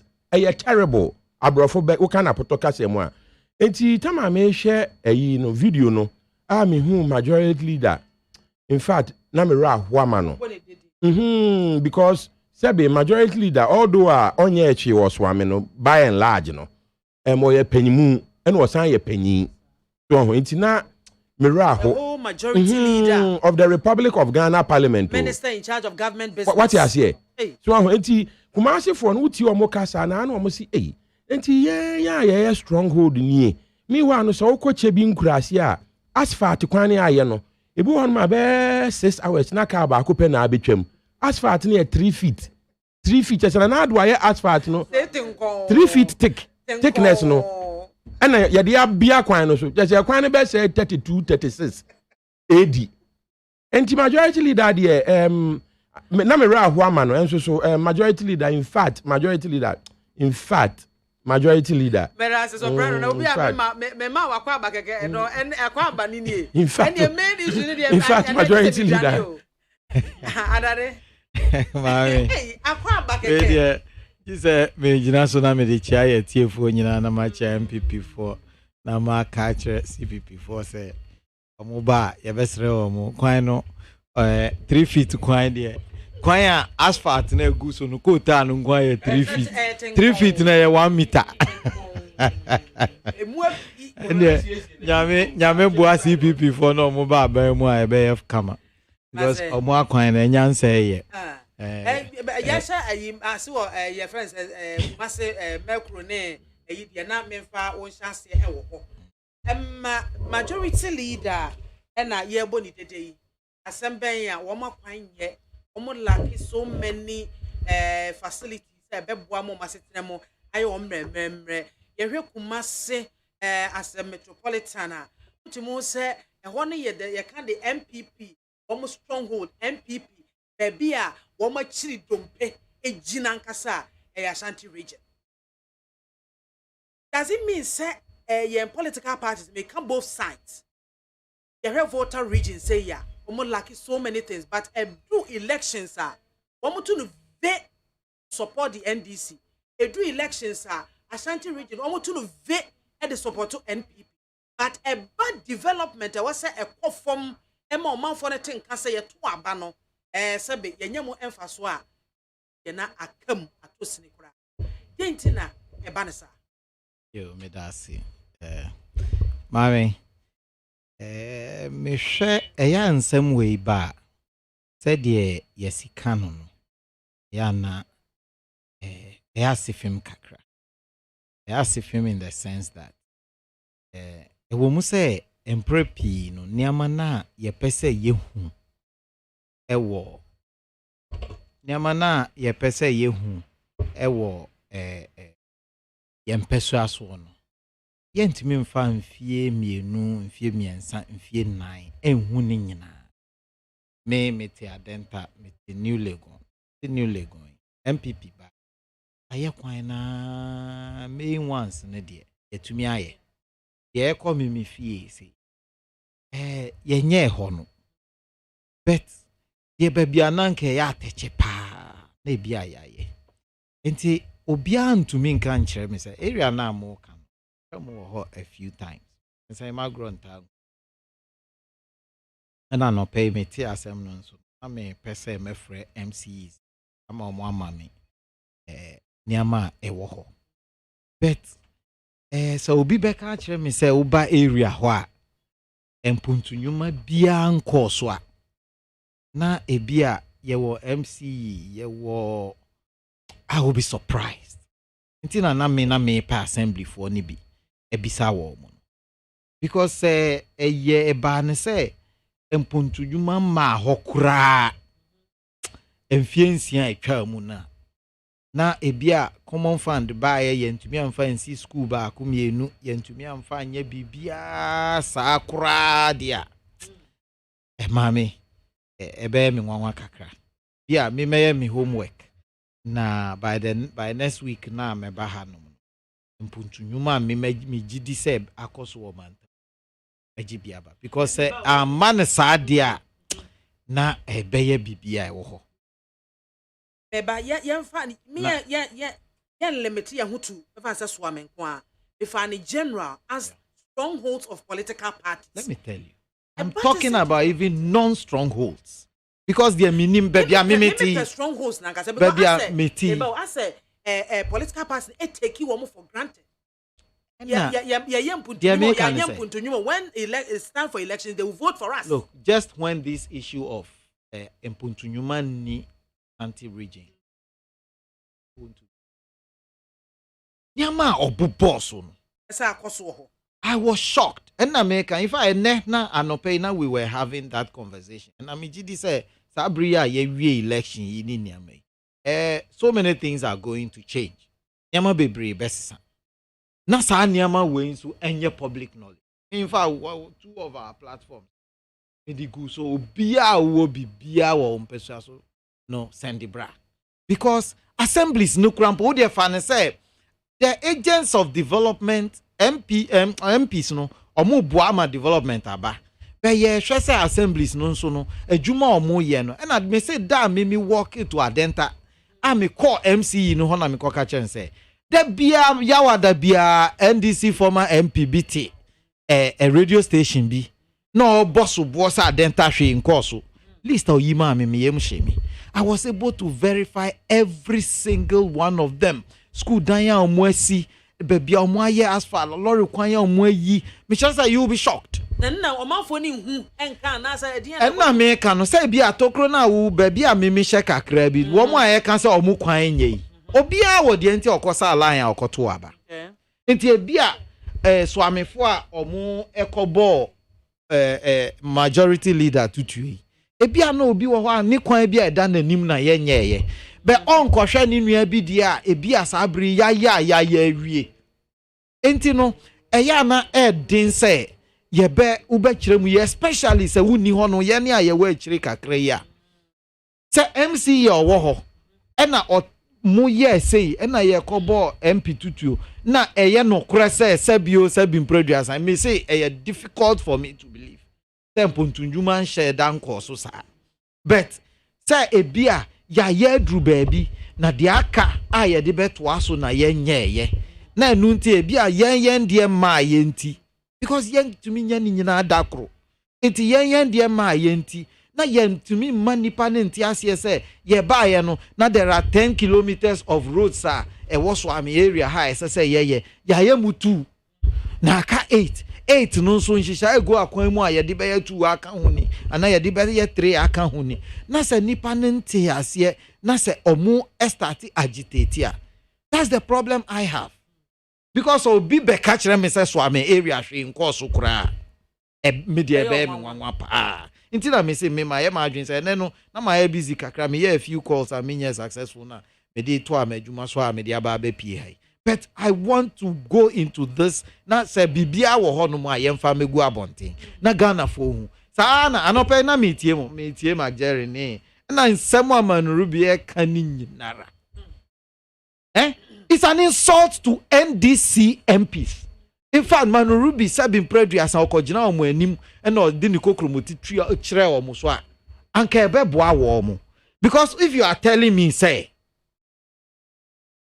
NDC MPs nete ho omonye adwuma bia wo parliament na sika na dankwa Akufo Addo beka se me kwa manone akwakoje na me de ebia me de aba be ye lorry kwan wanye ba kokora me de ba be si school when si school no na wakosa line akoto aba ma wo MP se mpo de course ni se parliament no kra de apai ena wo MPs niti ho no mu a obia mbisa ho asem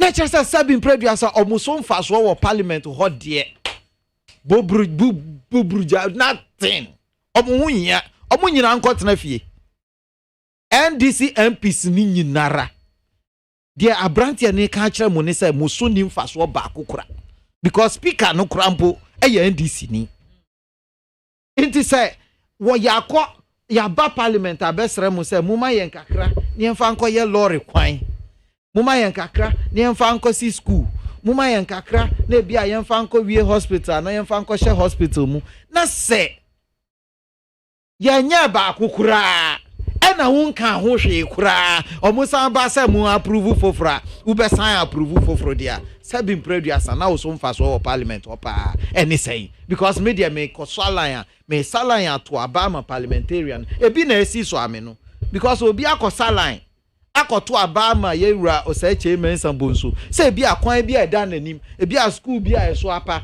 ebi a bibi a enkoso wo ho no ono de ni influence ebe kwa akoje abre no nti ne de ne ye no wa sorry but enna make no ebi a mimi de na ye nyeye me fichire kwan na ye nyeye ebi a baby na ye nyeye nansu na obi de na ya ye nti ye kire nipa no ma ne ti ase se oman no yesika enye unlimited enti sika kakra e wo ho no ye de aye duru ha na aka afri ha koka ha eno nso ye bebo ho modern but ye utu momonefo ye se utu okrafo no na utu momone nso fo kakra ye ro se che mensa bonso uye aban wei mu pani getting development to your constituency should not be a big problem. Me imagine. Enti nyama baby a ehia pa wa nkasa yentumi nya ni nyina. Baby wo hwa utumi hu say me manfo no we di ehia wo mo pa. Yempremfa enumom enko ana yen sha ase mfiri baby na ya ni nkrofo no en communicate. Onim kasa pa o ye obi a ne kasa mu otwam. He knows how to speak or you're experienced. Onimrano, in fact, he's been in parliament for years. Enti, nyama bi wo ho no mo a anka ento first time parliamentarians ne inexperienced ones no. Na obi ti so no de me expect say atujere nchema ati say no esese to no. Enti no ono nso onhwe na kwan yie because sincerely no krepa ani say the government business no otin crime nyama na egu ne konso no doso responsibility ni muodu se wan hwe yi a wure be fi umpeso asofo because we be sorry anopa no na ban mu nsem parliament we penny wo ho if I was a minister for parliament for what did they make an answer enti obi a won the problem or the ba wo wan hwe yi a wo yere ne wo makra wure be fi wo wan hwe yi a wo nko fie wa ware egu so yire anti wase ana o man anti wase asembeto enti se oye wei kakra umfo do so a oye den enti we ye a word to the wise nimfo do so ye nim say this was done so e wo parliament na so let me tell you this is not the first time our chairman supposed to face problem with Ghana for back higher this is not the first time e drew about to be it took the party to convince woman say ejuma so a oye in parliament no one to aba mananka he would have lost the primaries and Kobelusu primaries no enti it should remind him say yen ye jitum say ejuma oye in parliament no is unmatched ejuma o say chairman sabonso nipa obetumi ayesa ejuma na ana nipa udi saade no susu na ebeye yie eye yewura bagbe a oye speaker sisi a because apart from Bagbin or BT or say chairman Sabosu, our parliament say ya. Obi any hobium apart from Bagbin. It your say chairman Sabosu is a gem, is an asset in parliament for the MPP. Then so answer na obey sa asset no. This a impetuous word for the Woodru parliament. Inti say or ye mistake. Na say the impetuous for anko to abana mano no free parliament a MPP for Ebra. Inti onfa enuntu ne ho fo se ye ne ayegu akire no ye ta na chi pa ye nya ye be boa no akwaniasa nyina so se na adwuma a odi no wo empesu aso ho no ebedi mu na akoyie se de be ya ni empesu aso fo be koso ato aba ma no na adwuma kese a oye no parliament no be koso aye man nem fomfom ma bibia entwentwa na namu na ye lusu sa asset no wo parliament enti mesre no me ka kira ne mpeso asofo se omunya abotre na development is procedural a process kakra ye ha kakra na ye ha kakra na ye ha kakra that development no ebedru omuso ebedru omuso emprepi no say at least obepru mri mu kakra e ma omne muti enti eye nso se omo apagya omumu a omo aye dede kakra me de ha me eye tutuo na na omutu no ni niama no mu MP no in fact e card yo ye no parliament nko a anka so amefo they should be proud say omo na omo yi nipa otisa a wetumi abedru parliament a say to de ye din wo MPP mu no self chairman Sabonso sorry na ogina ne nan so a na abibia to din nanso said ya mekaye no udware bankum no na udware nimfa enye saa ebetosini nti ono nso onfa nsua ade na omboa oma ni in fact you can't do everything nti ompe coordinators e wo ho but unni say all these coordinators are boss way maybe he has them in place and na bibi atesa because enye nne china no wako parliament who said me better na me ka me madwuma mu ase he's been there for so many years over 20 years What I say, over 20 years. Into over 20 years, now, as a member of parliament of your caliber, look at your position in parliament. You are in charge of government business. Now, one person so F4. If I say main road that will be here, and I'm sub, you know, I say to the extent that this a youth, you know, able to answer what city up. Now, when you say, the enemy can say, one share. Me, I know what I'm talking about. Madam for power body MPB lose election previous one 2020. Na ono ne kwedu aye de ball no ebi no ye hu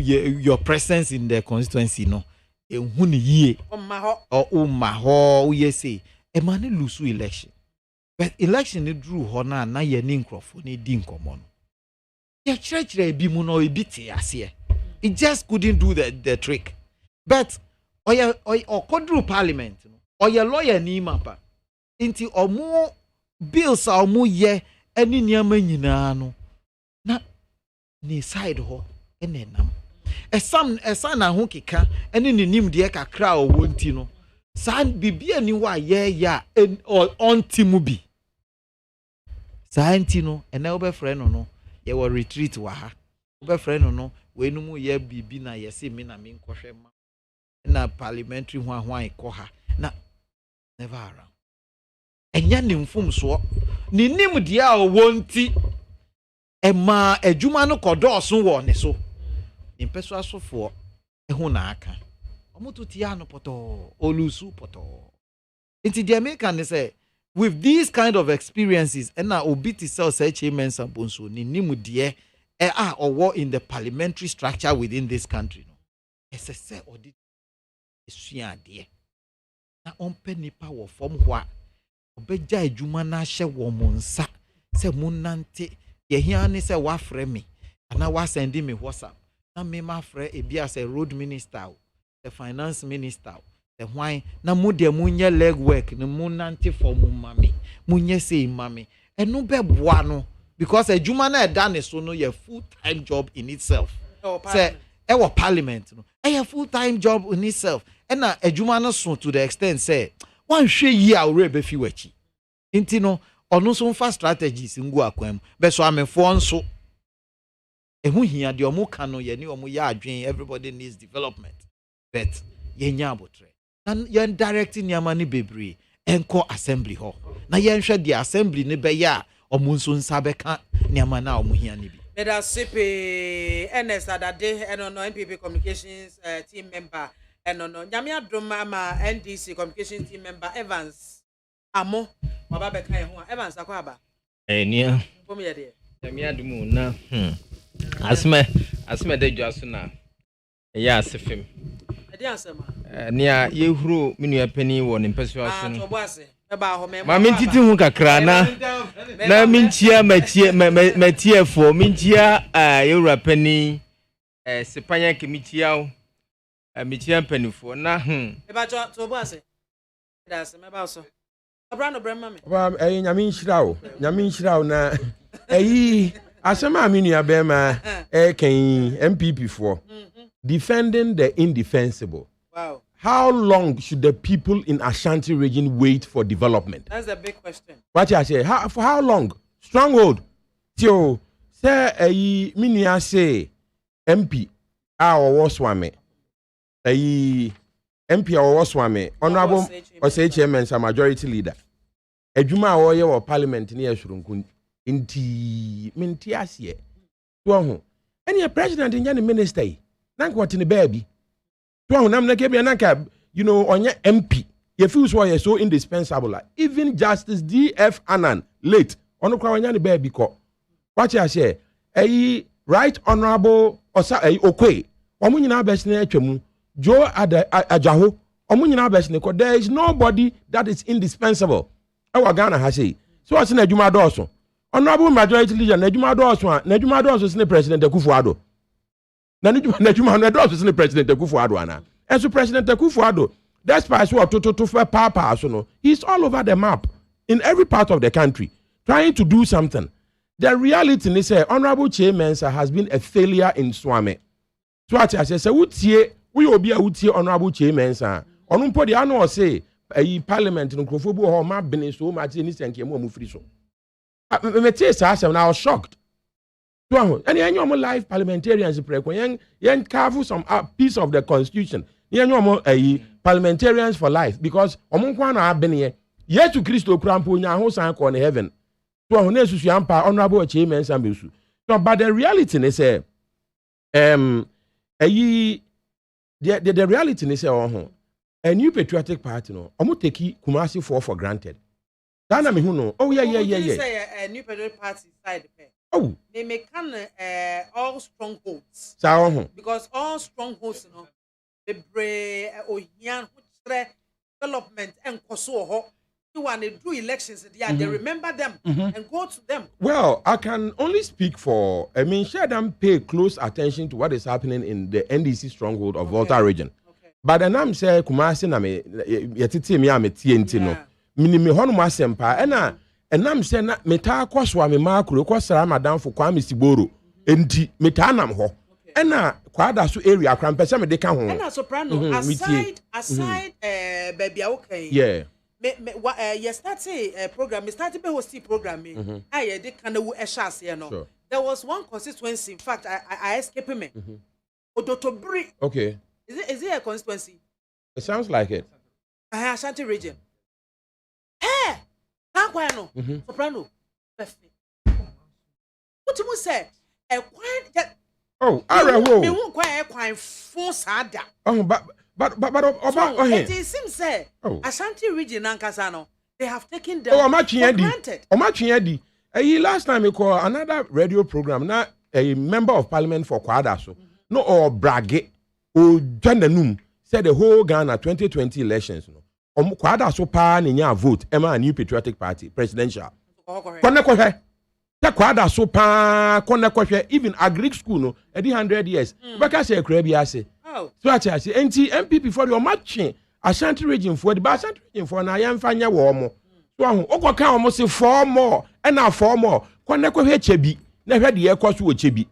Ko hwe deals akese $1 million deals Gabi Ochre ene na bedu atuo mu ya ma chebi London sa na yefe chebi London ho fe ekwan 3 feet thick. Na fa ko peso swame. Na hwe magazine macro honum tax a womutua. It's majority leader no any excuse. In fact, Anna Osha MPP they protected the majority leader into our call. Majority leader no popular or swami ho. A new patriotic party and wo mu chin amanfo nsa wo ho. And a majority leader no sent me by. So the evil that men do lives after them. I'm not saying say majority leader ni evil. Ben Shakespeare. So the American say adwuma awaye no and na yi na adomo nya sa na ye ka no it is majority leader de yemane mo hwe ya wontimi nye ewo swame no eho akatua anu wonya ba na che de mere na aho ne sese de no musi ehuro no se panyin papa panyimu pa se majority leader sebe osan ye panyimu ewo Republic of Ghana na wonya ba bi mfa afi krampo de na misuro wo ba na me ka se bi kura nkompo ombaburo no se bi papa panyimu je nko bi to no nsa pa what you say you to know many abre how many abre because omuni chance wo honum na chese omo ana yo oba me nim say so nim area honum boys no omo was one magazine no omo ana ye omo ye hustling etuatua tax ema KMA ne municipality na honum no omo timi enya bibi ye na minia be ma ye ka say main road na da bi enya main road nkwa na sebempo no say ye ka main road mponye na mfikyire so ame makro honum ne magazine ho de omato omo ho aguo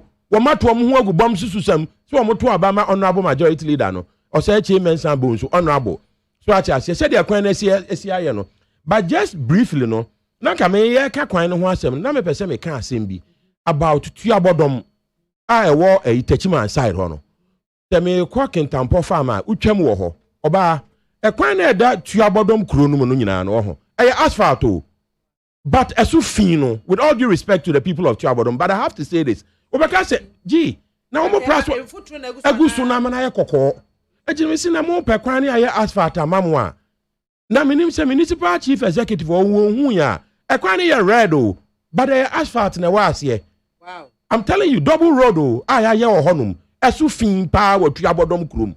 I read Hunty, I no, to Abodom for no Sanka Swami, return by Sanka Swami for Yamo Quina, my Jamana Finsa, Kenyan is all Muru, a comedy, a crample, a sapaba coach. So, and Miss Samoa, Kumasi for no, I was so motinas no mutimi eshe. So I'm saying, I woke Kumasi and say, eshe, in fact, Yabana yetuno. Ye tuno say bia akwa to say ye support to kotoko ana say ye tuno for development.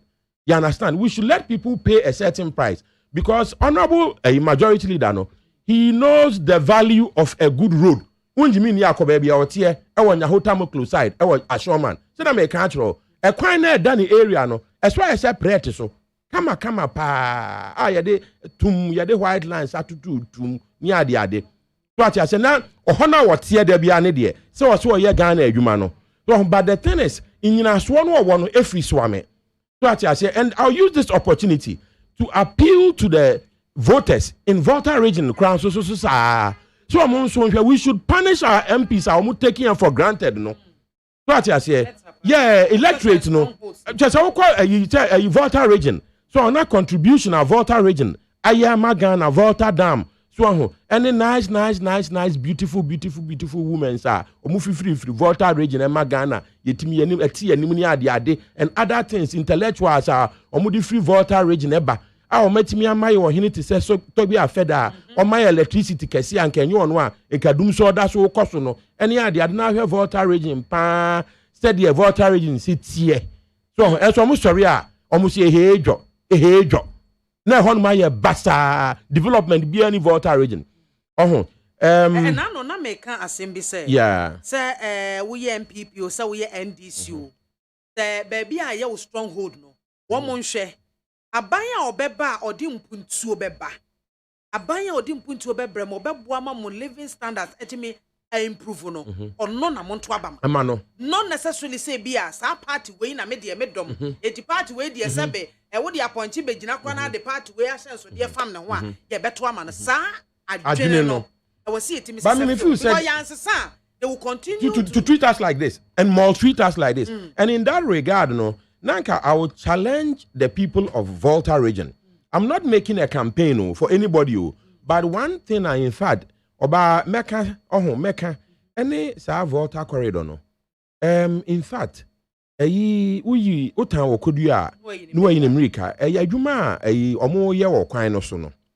So our Volta corridor, Eastern corridor honum, the Minister of Roads and highways and that's why so to polling booth musi enfanye TF ni ade no honum de oya ade nti ananka electorate ni take note na ye hira panyin a otimi ye bibi de boa yan sa na ebema local politicians na ebe take note na na menua MPP or ka say adade no say majority da oya adwuma ewo kakra ewo parliament na oya adwuma so kakra for ho sani dibre e wo parliament esumbo ya bi oba at least oba kra na bi on mo beka sa munya abotre ma wa ka sa wie na bi a mo so mo consent ya to na ni kokko aso oba na se wo do ka akwafa ho na as ebubu na se wo koto spare parts na esan agin E11 na ho yira wo na onya aduane ni a na se wo se oti akra ye adwuma ma parliament na make say president any new patriotic party if you say honorable majority ni hu hia sa and I'm in free parliament, no money minister. The president can do that. In fact, the president could give him a special appointment.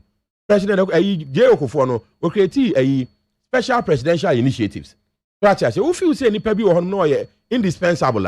So, but then I can say, nobody is indispensable. Sana MPP for Bejina Oka as vice president, and he's the smartest man in Ghana. And why yes, I say, and in Henya.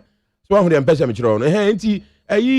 Yet to Obama say be anim na pempuntu dwuma mayen enye se bia bet na akra na waya ama wo baby a wotie nko ho ma ye fe na ye ti hia ohia buburo mu so ho eti ye besre majority leader or the aye lesson ono kra majority leader wache pa nko timi retire nkeye na MPP fofu say oye indispensable na nko mo mefa no man special appointment na what my special minister say honorable Osafo Mafu say I was say Asante for among independence fight in so a special minister on na me baby oh na say sanity yes ye chire mu say MPP o musuman no on the person no he o say asandefo amre independence ho and I say omo de omo amre stronghold now omo mama aduane die no amotafre no afa de wayi ama honorable asafo maafo on the anya hwe yakusakusi nyina achi etrim yenka ho a mo de mo mfa so eti honorable osachi mensa bosu I have respect for him. I think he's a patriot. He's done a great job for Parliament, but I think he's missed the ball. And I say, you can't say he has dropped the ball. He should keep his eye on the price. The price is Swami, and I'm Swami Tina Odidi, and I'm Swami, and one who is so. And then I want Homana when I'm doing one who's no do sra. We say, oh, I should know who he has in Diano. Okay, you betray your nephew, Hono. Medase. CP Soprano and Oten and CPP Director of Communications. Amembra Evans amo Evans. Afena bre as. Medasi. Minchia enian kakro bia send message say minchia Matthew michia o. Na michia yura penny ama kofiboa. Ya yura Juros Debra. Na michia awatiefo hina. Na me pese me to aso fi baby aminu IDC he was talking about stronghold and development. Na NDC unyim saadwen no enti ye of Volta region. But pese I want to say it in authority say Volta region is better than the Ashanti region. Uko Kumasi a other project for. I want to go hinterland of Kumasi ya yoro. Last week na menam manso mante. Ukra Benz kan entumi anko. Ye ka kwamu. Akwa na nya kro. And many other places in Kumasi. We have major Ashanti. Major development of course Ashanti no. NDC na ye. Ye misa say ye the similar like military hospital call. Several of them. No, we are talking about development. Oh, similar of like 37 call. Ye the we call Selkure first. Selkure way near omu MP ye speakers is here. Yeah, the health sector. Yeah, the hospital call. From now, yeah, the hospital call. Abamba Wabijai.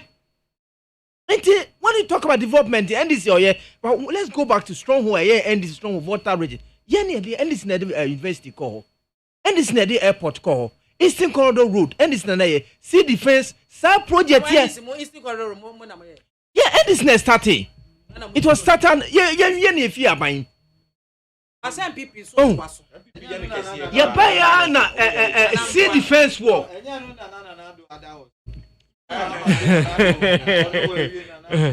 Sea defense war yeah no. Abamba wejai. It is very important that we concentrate. It's not about your strong me. Politics are things about the nation. But Evan Minchawano about to say stronghold development. They accuse strongholds. It's a fact. Sister, because if your votes are a free strongholds, any development sister, I want to assure you, say Subani Edibebu Abandia, NDC can do it better in his stronghold. Kwame Nkrumah between us new krum wanya hoye. Okay, is it 2016? Me say Kwame Nkrumah elections are Volta region voted dropping. Yes. Because when developing. Yes. But now I've mentioned a few of things. Yeah, the airport are called. Yeah, the university are called. These are the things that can open the region. See defense war. Yes, it's a corridor. No, the point we started doing something and we're not expecting to do election 2016. So political parties, NDC, MPP, some of my more than that, we kona we yaba. A bad development and some concentrating our baby amunya major votes if ya. Yeah, that's. Who send this Professor Miss Kase father for all. By NDC, I'm almost say yes, father for your people. Who do that? MPP as I'm trying to Kumasi to me at the voter at so. Kumasi vote as in all the three northern region. It's Diana by Nayan. Send a make a last week. Even in the heart of Kumasi. In the heart of Kumasi. Akwanye, ye missing us at the pana ban way by no, Wabeno Ashanti region. Nothing. Ni ebeja hospital and this by starting Yura Mahama starting where Jia to ho. Ni more starting na ye starting shoe manufacture this thing where Jia to. Where Jenny hina to ho. Ye misa Yura Kufa the pana why. I think say shoe factory no military former Akwakusum aye. Defense Industrial Holding Company. Yes. You know, yankasa ya be before na excuse me to use this to say, yama akwa we nya adwuma ne pi. Because ye tumi man ye adwuma adwen na ye adwuma, ni me pi wo ha ye important.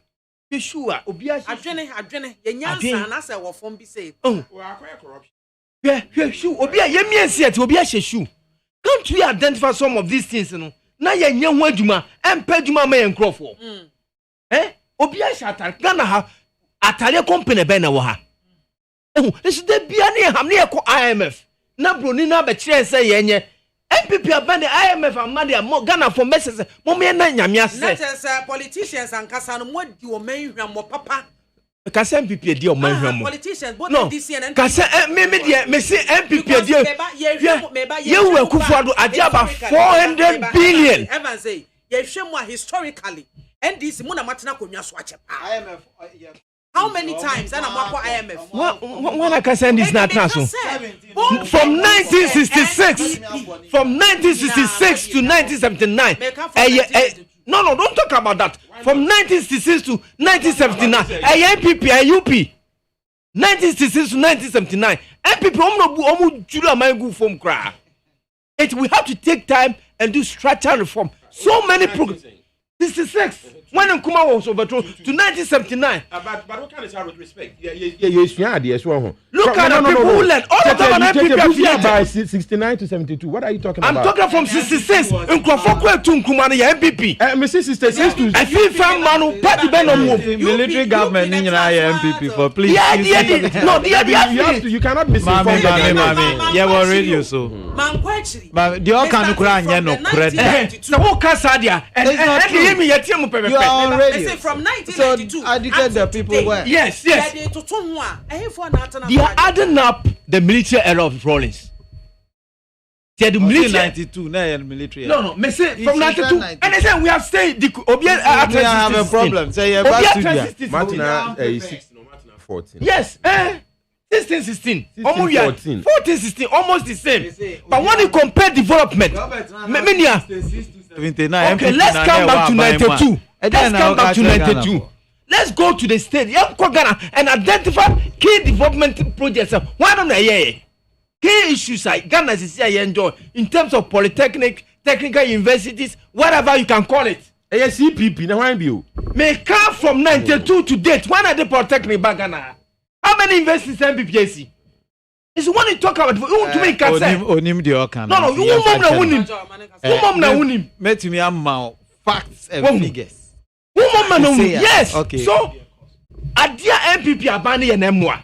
Ukwa mwankasa stronghold Kumasi ase poto. Send a mini anekano. It's a time that we have to look at. We vote by issues and development. Kanye sa meko man so saying now you're whole crack coming. Yeah, see a cold speed kaketiana kano when adum ye jina homa this and some bedroom Kumasi 1 a.m. in the night. Just because of car. I'm Robert Mamo so there. No so another problem. Me you push car na kesi baby na fi ye we kra na fi car lighting so. Again I hold that for the past 20 years. This is the first time I'm saying. Oh, Kano ya and maybe I'm Kano so na nyu. Benzo problems baby. See any more light na so any kwan. Obi ko si when me ha buy. Ye number ko enim ho nti ka be betu cost fi near see to na bi. Aye bon pan film. Ye gira ho aye be do fie 1 o'clock. Aye ro ho. Oh, na sika bi be a wa baji. Man did it. Mr. Meduku was 1 a.m.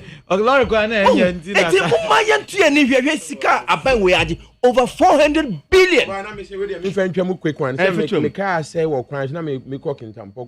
Car say my swan is what crime. Now a guy be drooming chain. You know slow down cash for almost. Oh, bra. What can I say when I'm saying boss? Much report. Na toka fufure na ye den. What's toka fufure na ye den? No, since you go toka fufure kwa usro because part ni bua ehwo ka. Na sika so ni wiase this time.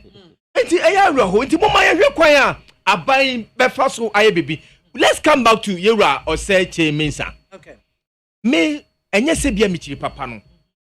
His ways of on the leadership style, no, maybe I have a little bit problem about the leadership style, and it's part of the government. Problem MPP are buying any no parliament in the leadership style of Oseche Mensah. Instead, say will be able to dialogue with opposition. No more here for dream bakun ebu manu no. But they are kokoso. And then you Okokumasi University of Tech. Here send me okakai. We have used this system of government for over almost about 30 years. Police and company, President Mahama company, President Kufuor company. Mensah unkwa we say the type of system of government here you know. And we should go back to another type. US has practiced this system of government for over 100 years. What can we take? Yes, US is practicing it. US is not practicing presidential. What are they practicing? US is practicing something system. From Senate. We have mixed the two. And his position is and that one is represented by keep the parliamentary system or keep the executive system. Mixing the two is not helping us. Yes, that thing came about. And it is a fair position. Me, I hold the same position. Yes. No, it was not about the system of parliamentary. He said the system of governance. Yes. And that is the kind of constitution that we hold. But issue of... you see, I said... You don't know how the system let's came about. educate our people. The fact say, former President Kufuor, Rollins did not complain, Kufuor did not complain, Atamas did not complain. Doesn't mean say President Kufuor raised issues about the period. Yes. I understand that one. But when you look at it, no, 4 years, Mentia said, why say 4 years, and so, what are you doing? 4 good years. So has a problem. Former President Kufuor all free.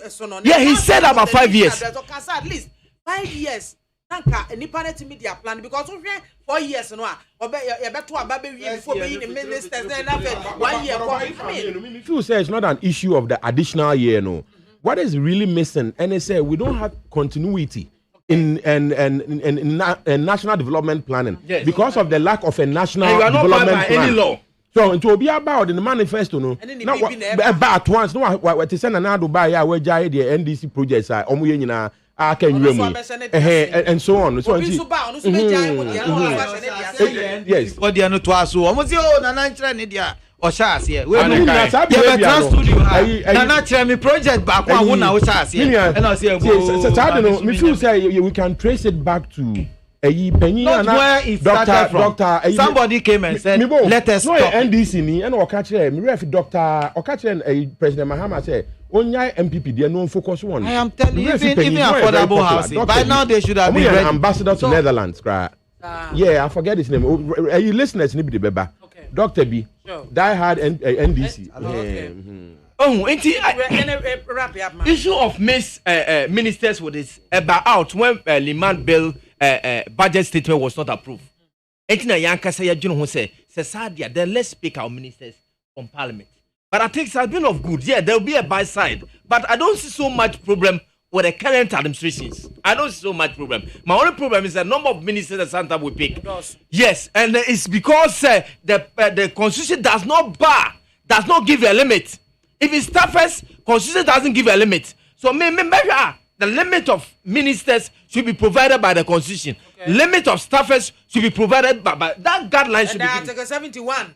Yeah, Article 71. No. I also have a view. Should be amended. Look, I also have a view. You know.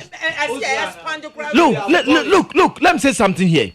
In life, there will bound be somebody who has to be benefit, has to work. It's God is God. Nobody contests with him. Until one day will be paying the the power in the president is one day will be paying Sani Pano. And we don't have to so much be. So why we have given when is abusing it that we should make a provision of check and balances. But 71 no count yes. That is your benefit. And yes, I will say abolish you. Me the appointment of 71. Why should it be? That's the other side of the me the appointment of the 71. Me appointment of the 71. Then we have to look at it. Something like the Chief Justice, the IGP. Says here, Britain, Prime Minister resign. Look at the way they are selecting. Among the MPs, they have given their name out and they are squeezing at the time on Benya Bako. Entertain say to select Chief Justice. The senior most justices, no, yeah, they come together and set. And as a Ghana bar, as you look at the senior most, just no more certain. You're competent. Yes, they vote as they are doing in Britain. The same thing. Out of which all the independent bodies should be appointed by the Chief Justice. Sure. All the independent bodies, like the SRAG, like the Electoral Commission, and we give those powers because they are independent bodies. You see, that's the only structure I think that we can revolve. What about the police administration? Yeah, police also can do same. At a certain level, when government, let's assume that certain superintendent, whatever it is, when you reach that level, we want to select IGP, the senior most comes together as they are doing in UK and select one out of them to become an IGP. It will allow him to work. Thank you. Yeah, and yeah, police for no net, not select who. I'm not talking about you. Me say, the Prime Minister, but you are saying the same thing because they practice pure parliamentary system. And you know, akonyana to sano parliament for no abano, but parliament for ni it is now for the Queen or himanu and na ordinance sabesha and sana ya jinatu. Yan sa ya to Obama yan president or your president obi aniwa or no ordinance sabesha and sana wa your president. But don't you think so? Was that yetimi yes system be suit to young kasa. Yeah, culture and values in your be as a Obi can say democracy. Maybe the abrofuni be yen. What the bahan wa suit to yen. Me say Obi can say you embrace democracy too early. Obi so say enu na ye maye. Whichever school of thought na wo di akire no. Yeah, dia to ho say ye pese ye di akire. De bia me can same way say we decided to choose the rule of law. The type of law no ya na ye tna say na ye twro ye. But the law no so do bia emfa nye. Enti say deficiencies wo mra ne mu a. Is the say obeka say deficiencies wo mu nti mi metumi abuso time bia me pe no can say yense samra no. But eba ne sign na mami landing on this. Already issues no. Hwe me de bia me can say kira me ade baako. NM's Ridge Hospital. Eno achi no. Kira me ade baako and this for sure say omu wie. Madam say mami ko me message so ai mami ko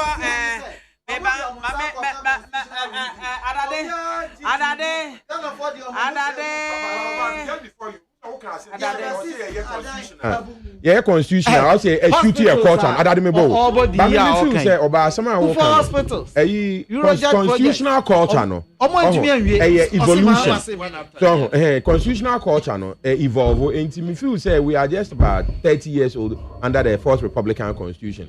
It's gradually no we be evolve BBA suit including say they see Ghana for in Article 71 office holder president it me DJ PDM kutu da and so na make an asem so what that there remove dware wo mu nyina no e be stand a cultural shift as we are practicing this democracy you be evolve it mean run system we in about 100 years time na nka around now be hu you see say it's quite different. It's enye de but Ghanaians no yensi abote we are evolving our own nkakra. I may share messages kakra abai rade na de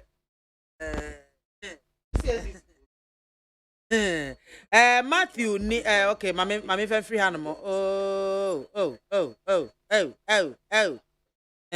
meba ni efrizie na and then there's Fidel Hayford and I say good afternoon Mami BIAMAH AKWAFO and say or the free kwesimintim tadi kwesimintim regards to Dr. Efriye Akoto the Agric Minister for his hard work.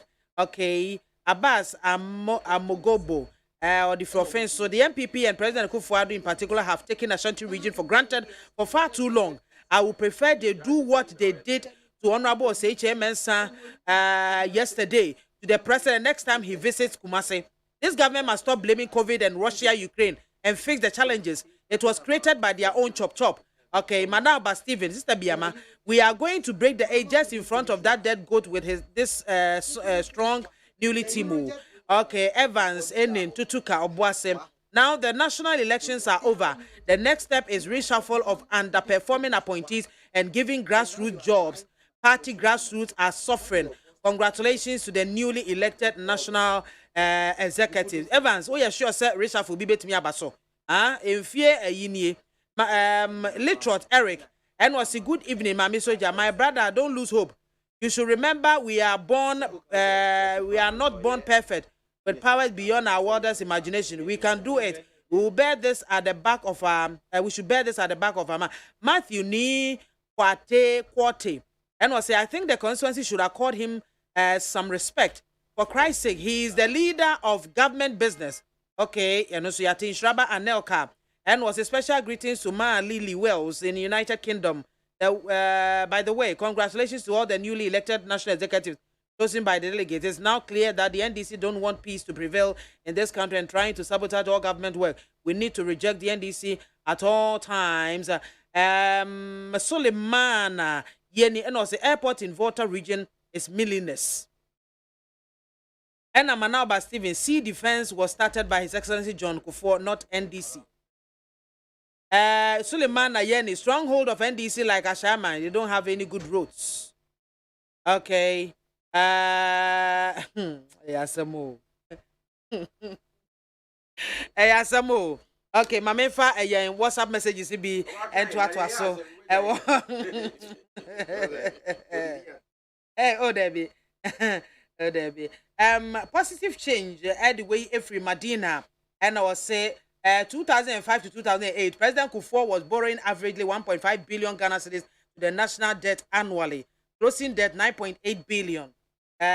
President Mills from 2009 to 2012 was borrowing averagely 6.5 billion Ghana cedis annually, closing debt 36 billion. President Mahama 2013 to 2016 was borrowing averagely 22 billion Ghana cedis annually, closing debt 122 billion. Then we said Mr. No Nonsense Economic Messiah should come and help us. President Akufo-Addo, 2017 to date, is borrowing averagely 44.5 billion Ghana cedis annually. Current debt $55.1 billion in just 6 years of governance. We statistics are a positive change. Edifree Madina Abba. Good afternoon, Mami Soja. TUC boss, please try to bring all the unions on board and kick the Ghana Constitution Article 71 away. Canada, Japan, come and save Ghana for us. Nana Fen, Edway, Africa, Soa, and Ode Ebaye, Wofake, New Plan Station, Makenka Odiendara, Noah the Ark Builder. The loss of JB was a movement stronger than apartheid, which no one can agglomerate. Hey, I didn't say me, Mr. Mo, me number of Dro Ej.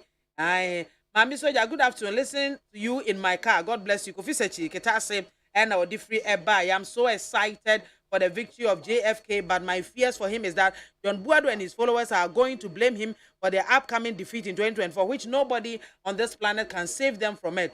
Meshak, Asante, or the way for Aboso Kai, and or de Ebaye. Mystic Wonder, the incoming deputy communications officer, Esawom Adweji, when the visionary John Mahama was busy putting up massive infrastructure like e-block schools and hospitals, the clueless, incompetent, and corrupt and ado Dr. Baumia-led government were also busy imposing obnoxious, useless e-levy and unprecedented hardships on Ghanaians. And also Eddie no Abba. Hey, Mami Soja, Honorable Chairman Sabunsu, Sompa Henepeni.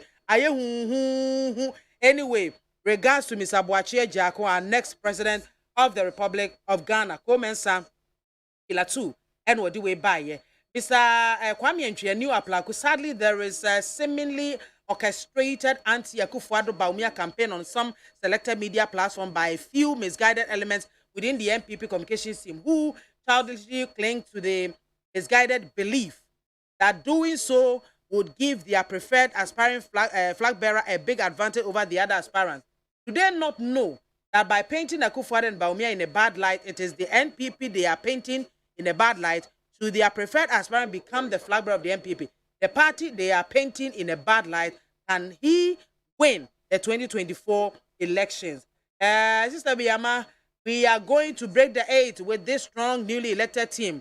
Manauba Stephen, Makai, Dada, Enoch, Edway Fiasamanka, upon all the noises the NPP are making, how is the feeling under their government now as compared to the previous NDC government? The noise is too much, but no show. NPP never again. Greetings to Madi Jibril and Chairman Ibrahim Sunday, Enoch, Asamanka, no different bribe.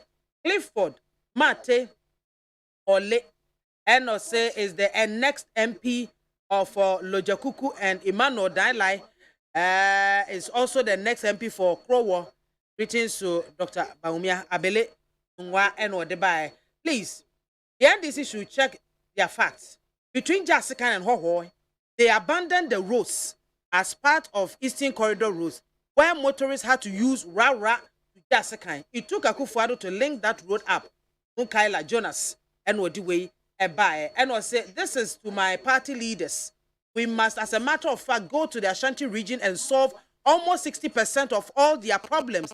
Example, quality roads, hospitals, modern markets, etc. Because this is a region that gave us votes, which cancelled almost 10 regions in NPP's favor during the just ended elections. Why are we doing this to our own kingmakers? Yes, we are doing some, but it's not enough. Let's do more so that they can have that courage and hope of recognition. It's a clear fact that without Ashanti region, NPP cannot win power. We na Mr. Tai, Gulf Estates, and what do we aba? And was say, Mami, please tell the NDC man at your studio that it was former President Kufuor who constructed the road from Sugakope through Adidome, through Ho to Jolo. Hey, Jolo Peter was saying. Apart from this, the Keta Sea defense wall was former President Kufuor who constructed and left $98 million to complete the project, but former President Mahama diverted that funds. Mr. Tagoff says, and I know Eddie Way Abba Abeka. Yemra, yen second round and afe messages be a catch biano. Ede atwaso amamo. And send someone adjustafo ekekeka. Eso no say dear, I mean cannibal for na me when tree no. Maybe I mean to be can be mumpi. Or say I am a victim of sustained political witch hunt. Adjustafo ena eka sase me. Jidi ye say adjustafo sense some de nyina yenim sem dada.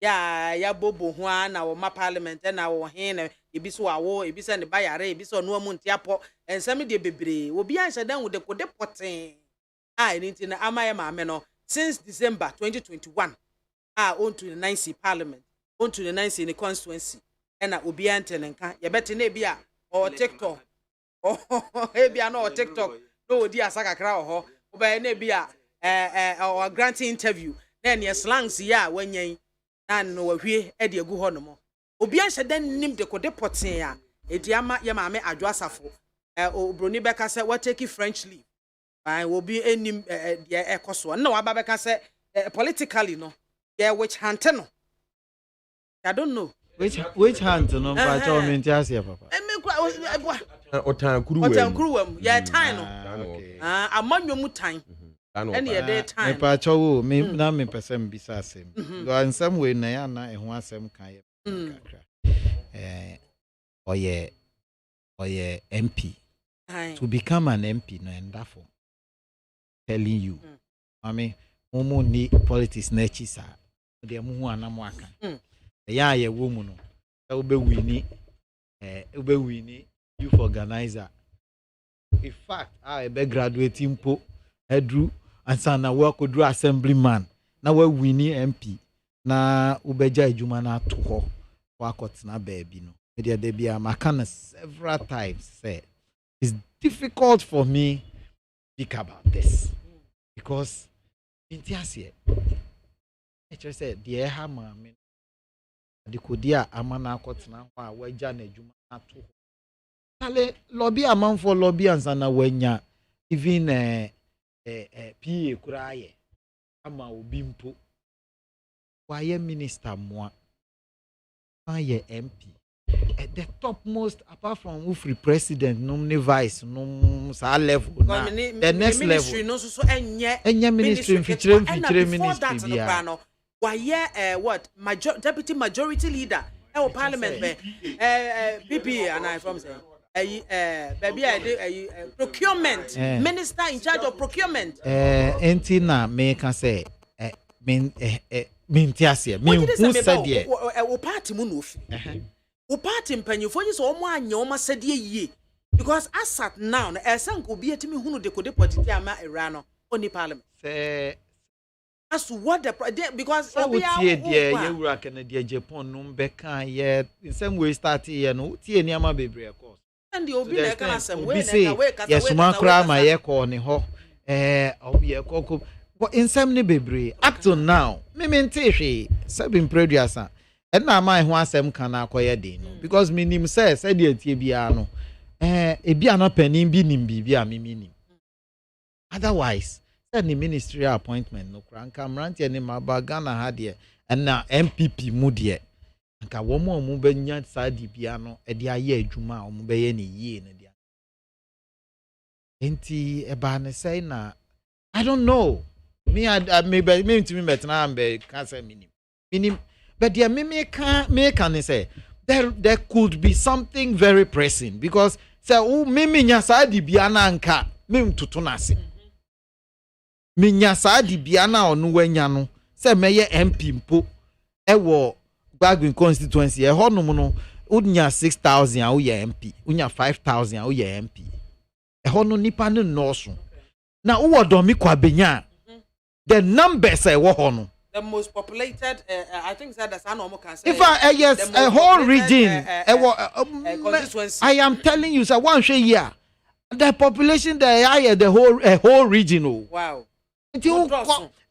what it will take you to even campaign in a constituency like that na we winning na we jajuma na to ho there how there in fact me there won asem kan ye me din we asem kan ayo de na so ade na koye ne ho akosua na ntatwene ubo animu enye ye me if I am the president there me obi say me qualify say me to president for there eni ankasa di bia na eda ho no ye fa mo obi foforo ye di ma obi foforo na oye hu bibi eni say because che and I don't know why say bi obi nim bibia eni fine but me futuo no me too is based on a layman and I say what I think is right to do say yema obi enkoje adwuma na okay so our deputy ni deputy ni ye adwuma no na so eni dia na fine otherwise my opinion is that he said the Nkrofokan he is holding the party to ransom.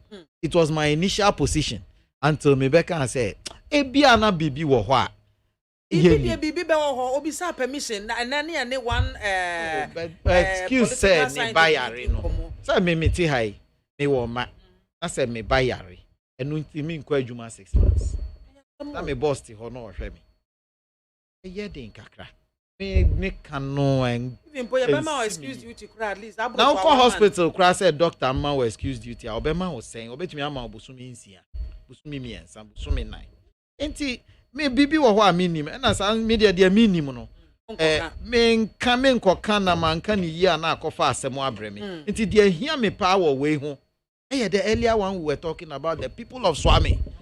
In our biggest strong, in fact, Swami nomine Bantaman no it is K2 South nomine those areas no. Yami. But Bianasa Wokase Dom Kwabenya is like a whole region. Oh, it's almost the population there no and ya bagwe no dia ni bio. Yenya nkonko hosa. Then na me ka say I hold no ma declare me position. I hold no ma declare me position. Say empenin for party. Empenin for na bia no nim bibia me minim.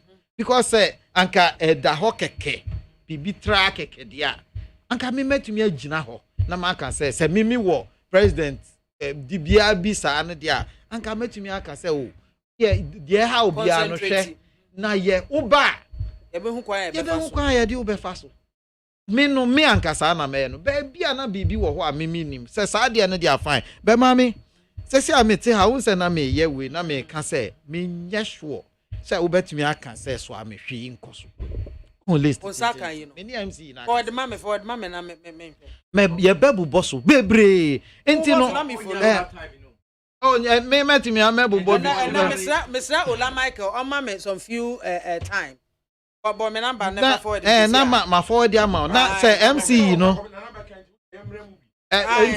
okay, me rest of the time no me dey jaw. Forward mama, na me I appreciate that day. Oba honorable Ajua Safwa by the grace of God. Honorable Ajua Safwa. Honorable Mrs. Ajua Safwa. Safo. Safo. Okay, honorable Mrs. Ajua Safo. MP Domiko Abinya by the grace of God. Ya breno. So that's the bottom line. Me nyeni jing. So ya breno we've been up, we've been down, we've been left, we've been right. We are really tired of Mrs. Adwoa Safwa. So the atiane say the ameno me hu ni say to me share Mrs. Adwoa Safwa me were a few things to say. Number one, they say me person can me link Mrs. Adwoa Safwa case no to Honorable Osechi Mensah Bonsu. New Patriotic Party for no, it appears as more culture be xenophobia untouchable. Our party no.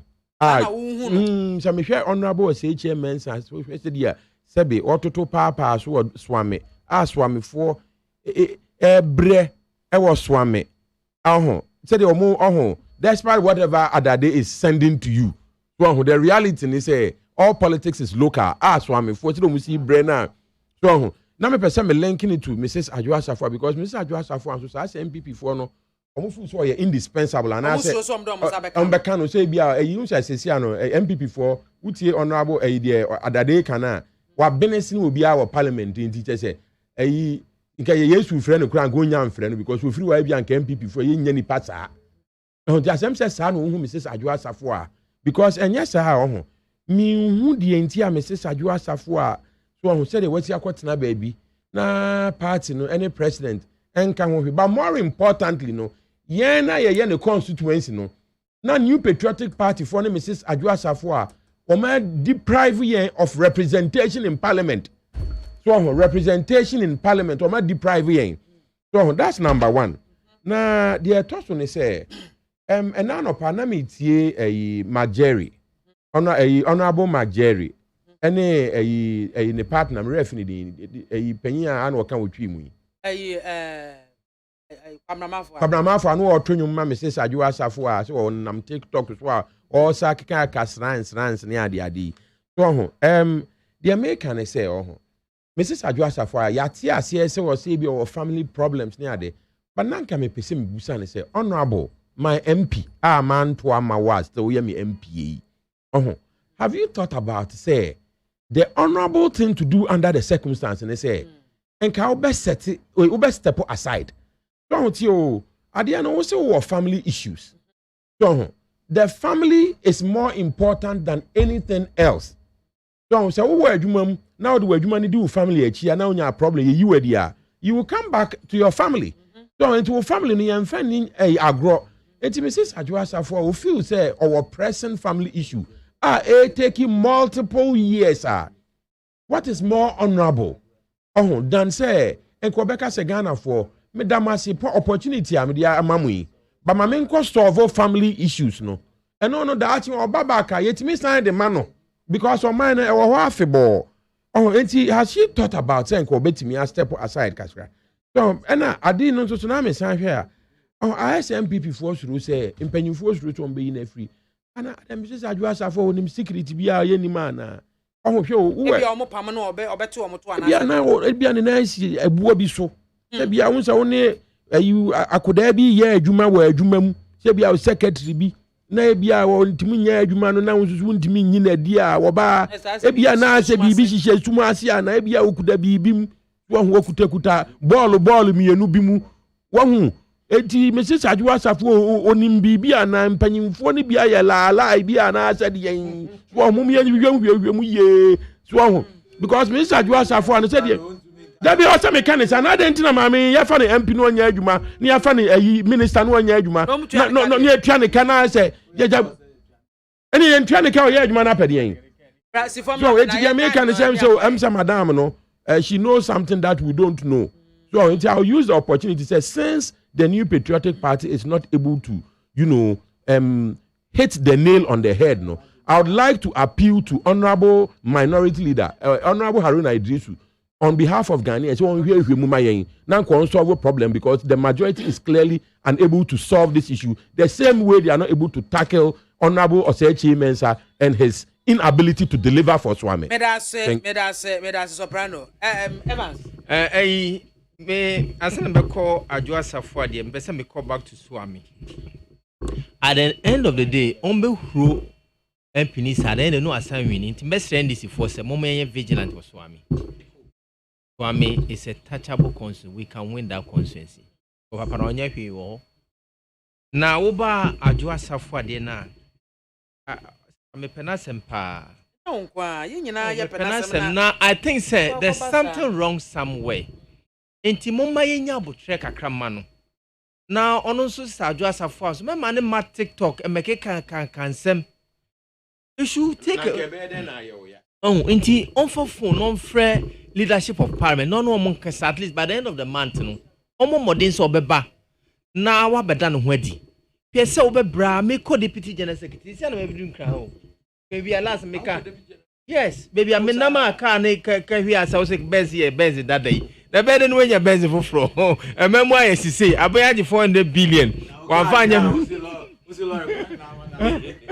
memo aye sisi abana be 400 billion won tumi amfanya hwi onu ankasa ni strong okura honye na obese hu bibi papa bi ye de by August September November hon ye best ya start branch CC Americans mikrom party enti mesre sister Adwoasafo so otie ya honorable bomodian na woni parliament enkasa ye hina ye do ye pewasem na emma ho kwa manipa enkasa ntia wo saa eya atete na ya sefem ansa na obewini empi na enye easy na unu mebra wo bre at least wo primary kura bra wo bre ansa na obewini primary no ho nti my parliament enti once you have last now because you have been there for 8 years, this is your 12th year.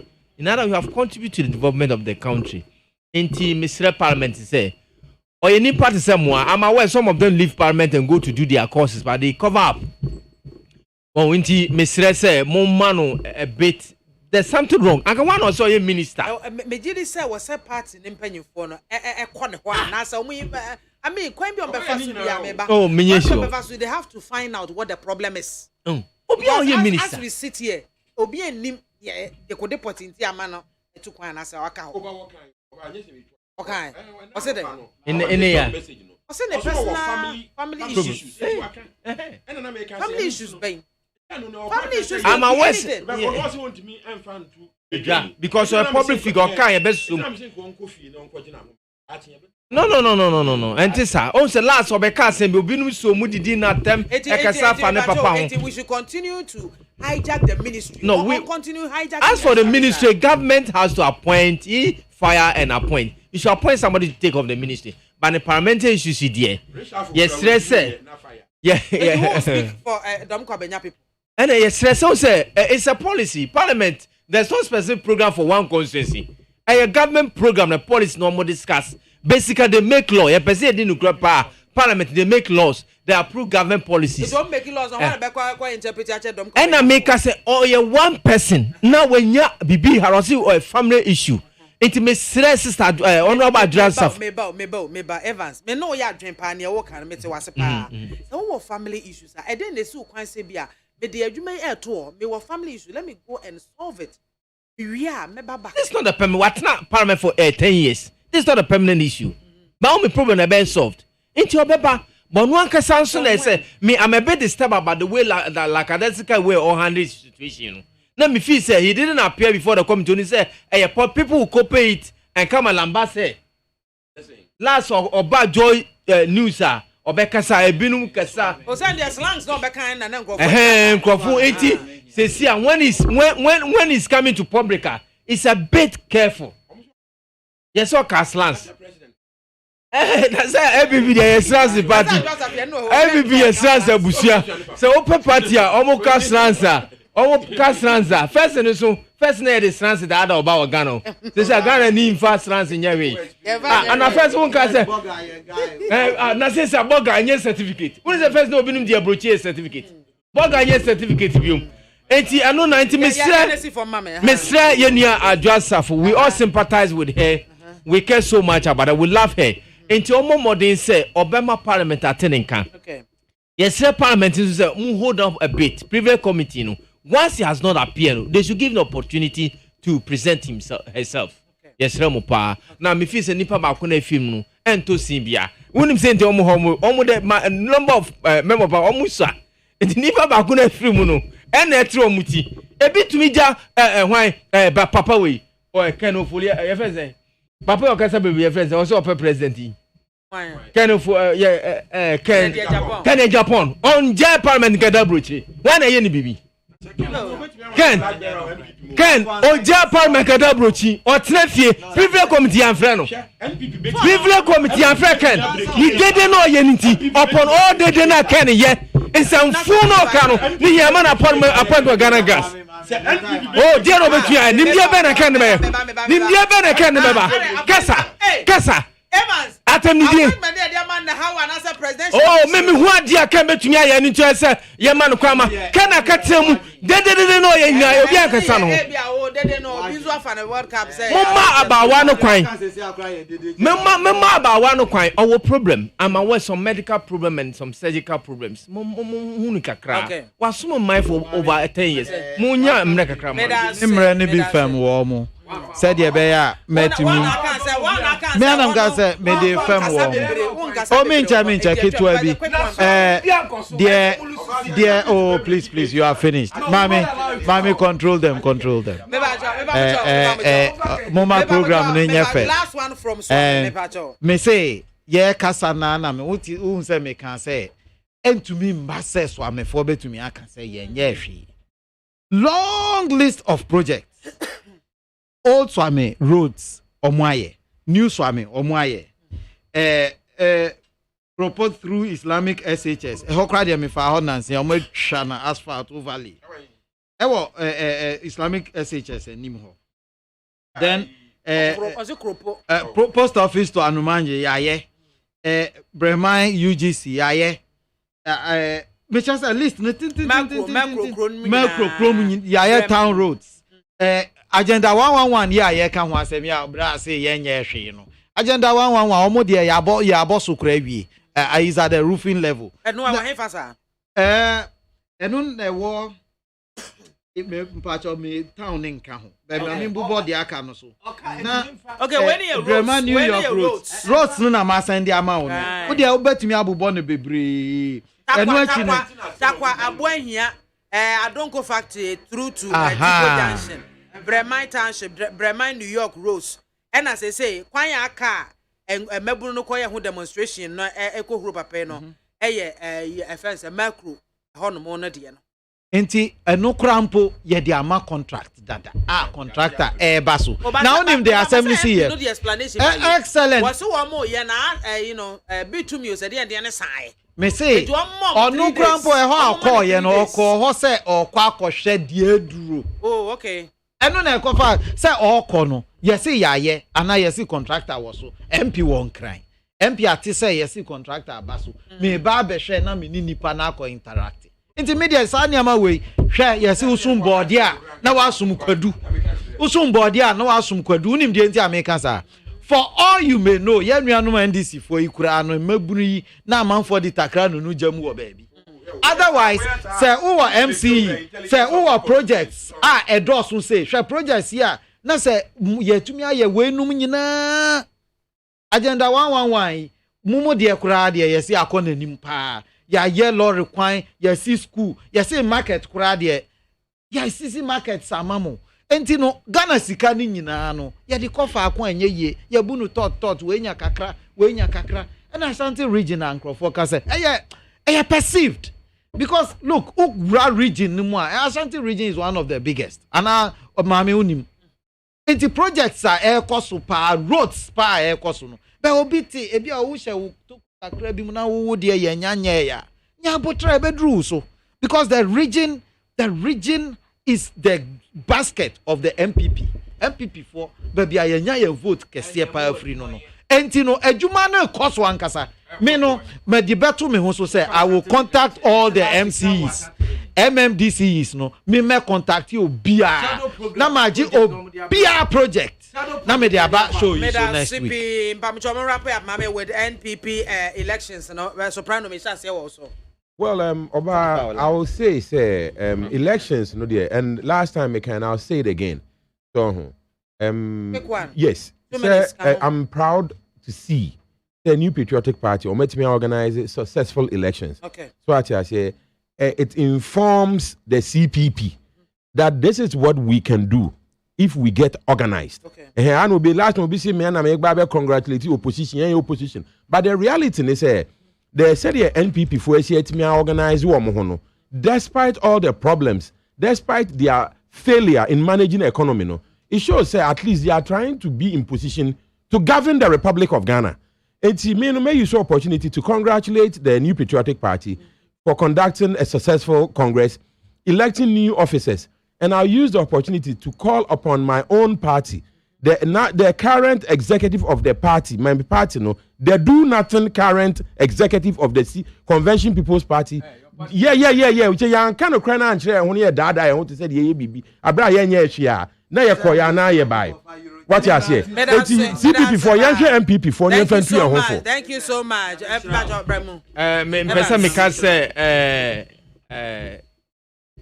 MPP election a win for Ghana democracy. Mekasa makuma tomie because now Crawford no more had them, they were not understand democracy.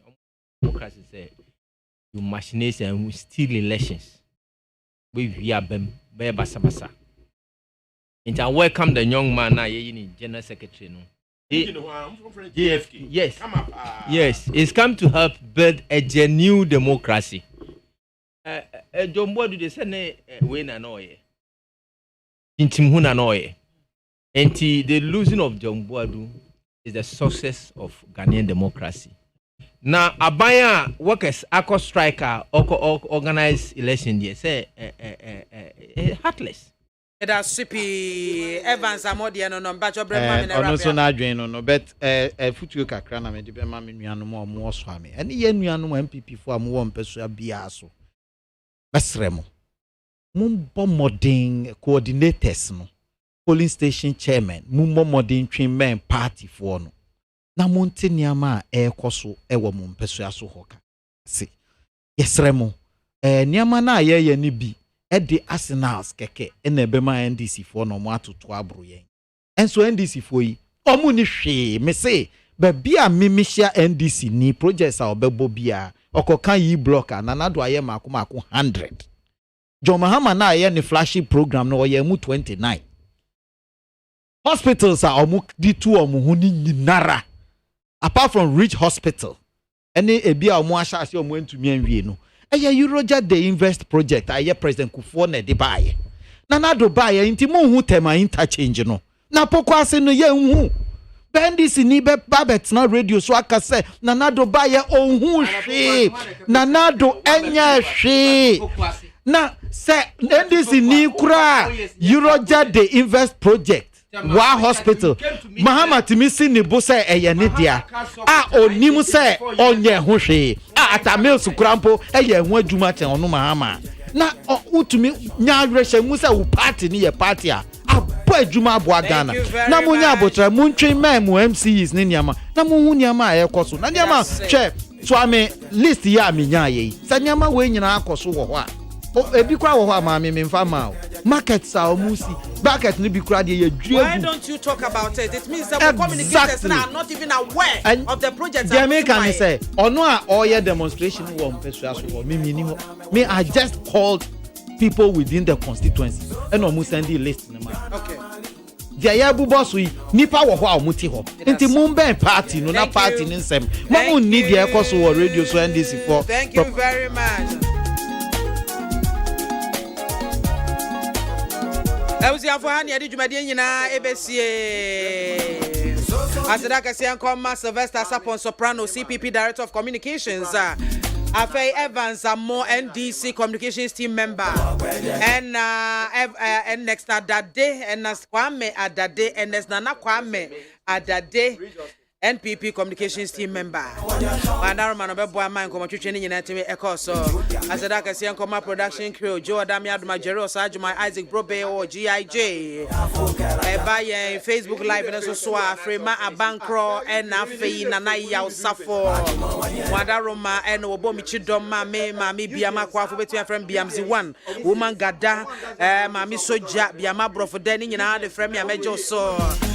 And I'm trying to say, Eddie Jumedini, Ebremo. Me sorry so La Michael me da se pa watch me some few minutes nyame enhira pa. Ole ba betena se no agye entata de nyina akofie. Me da mu nyina se emammo enitie makramo.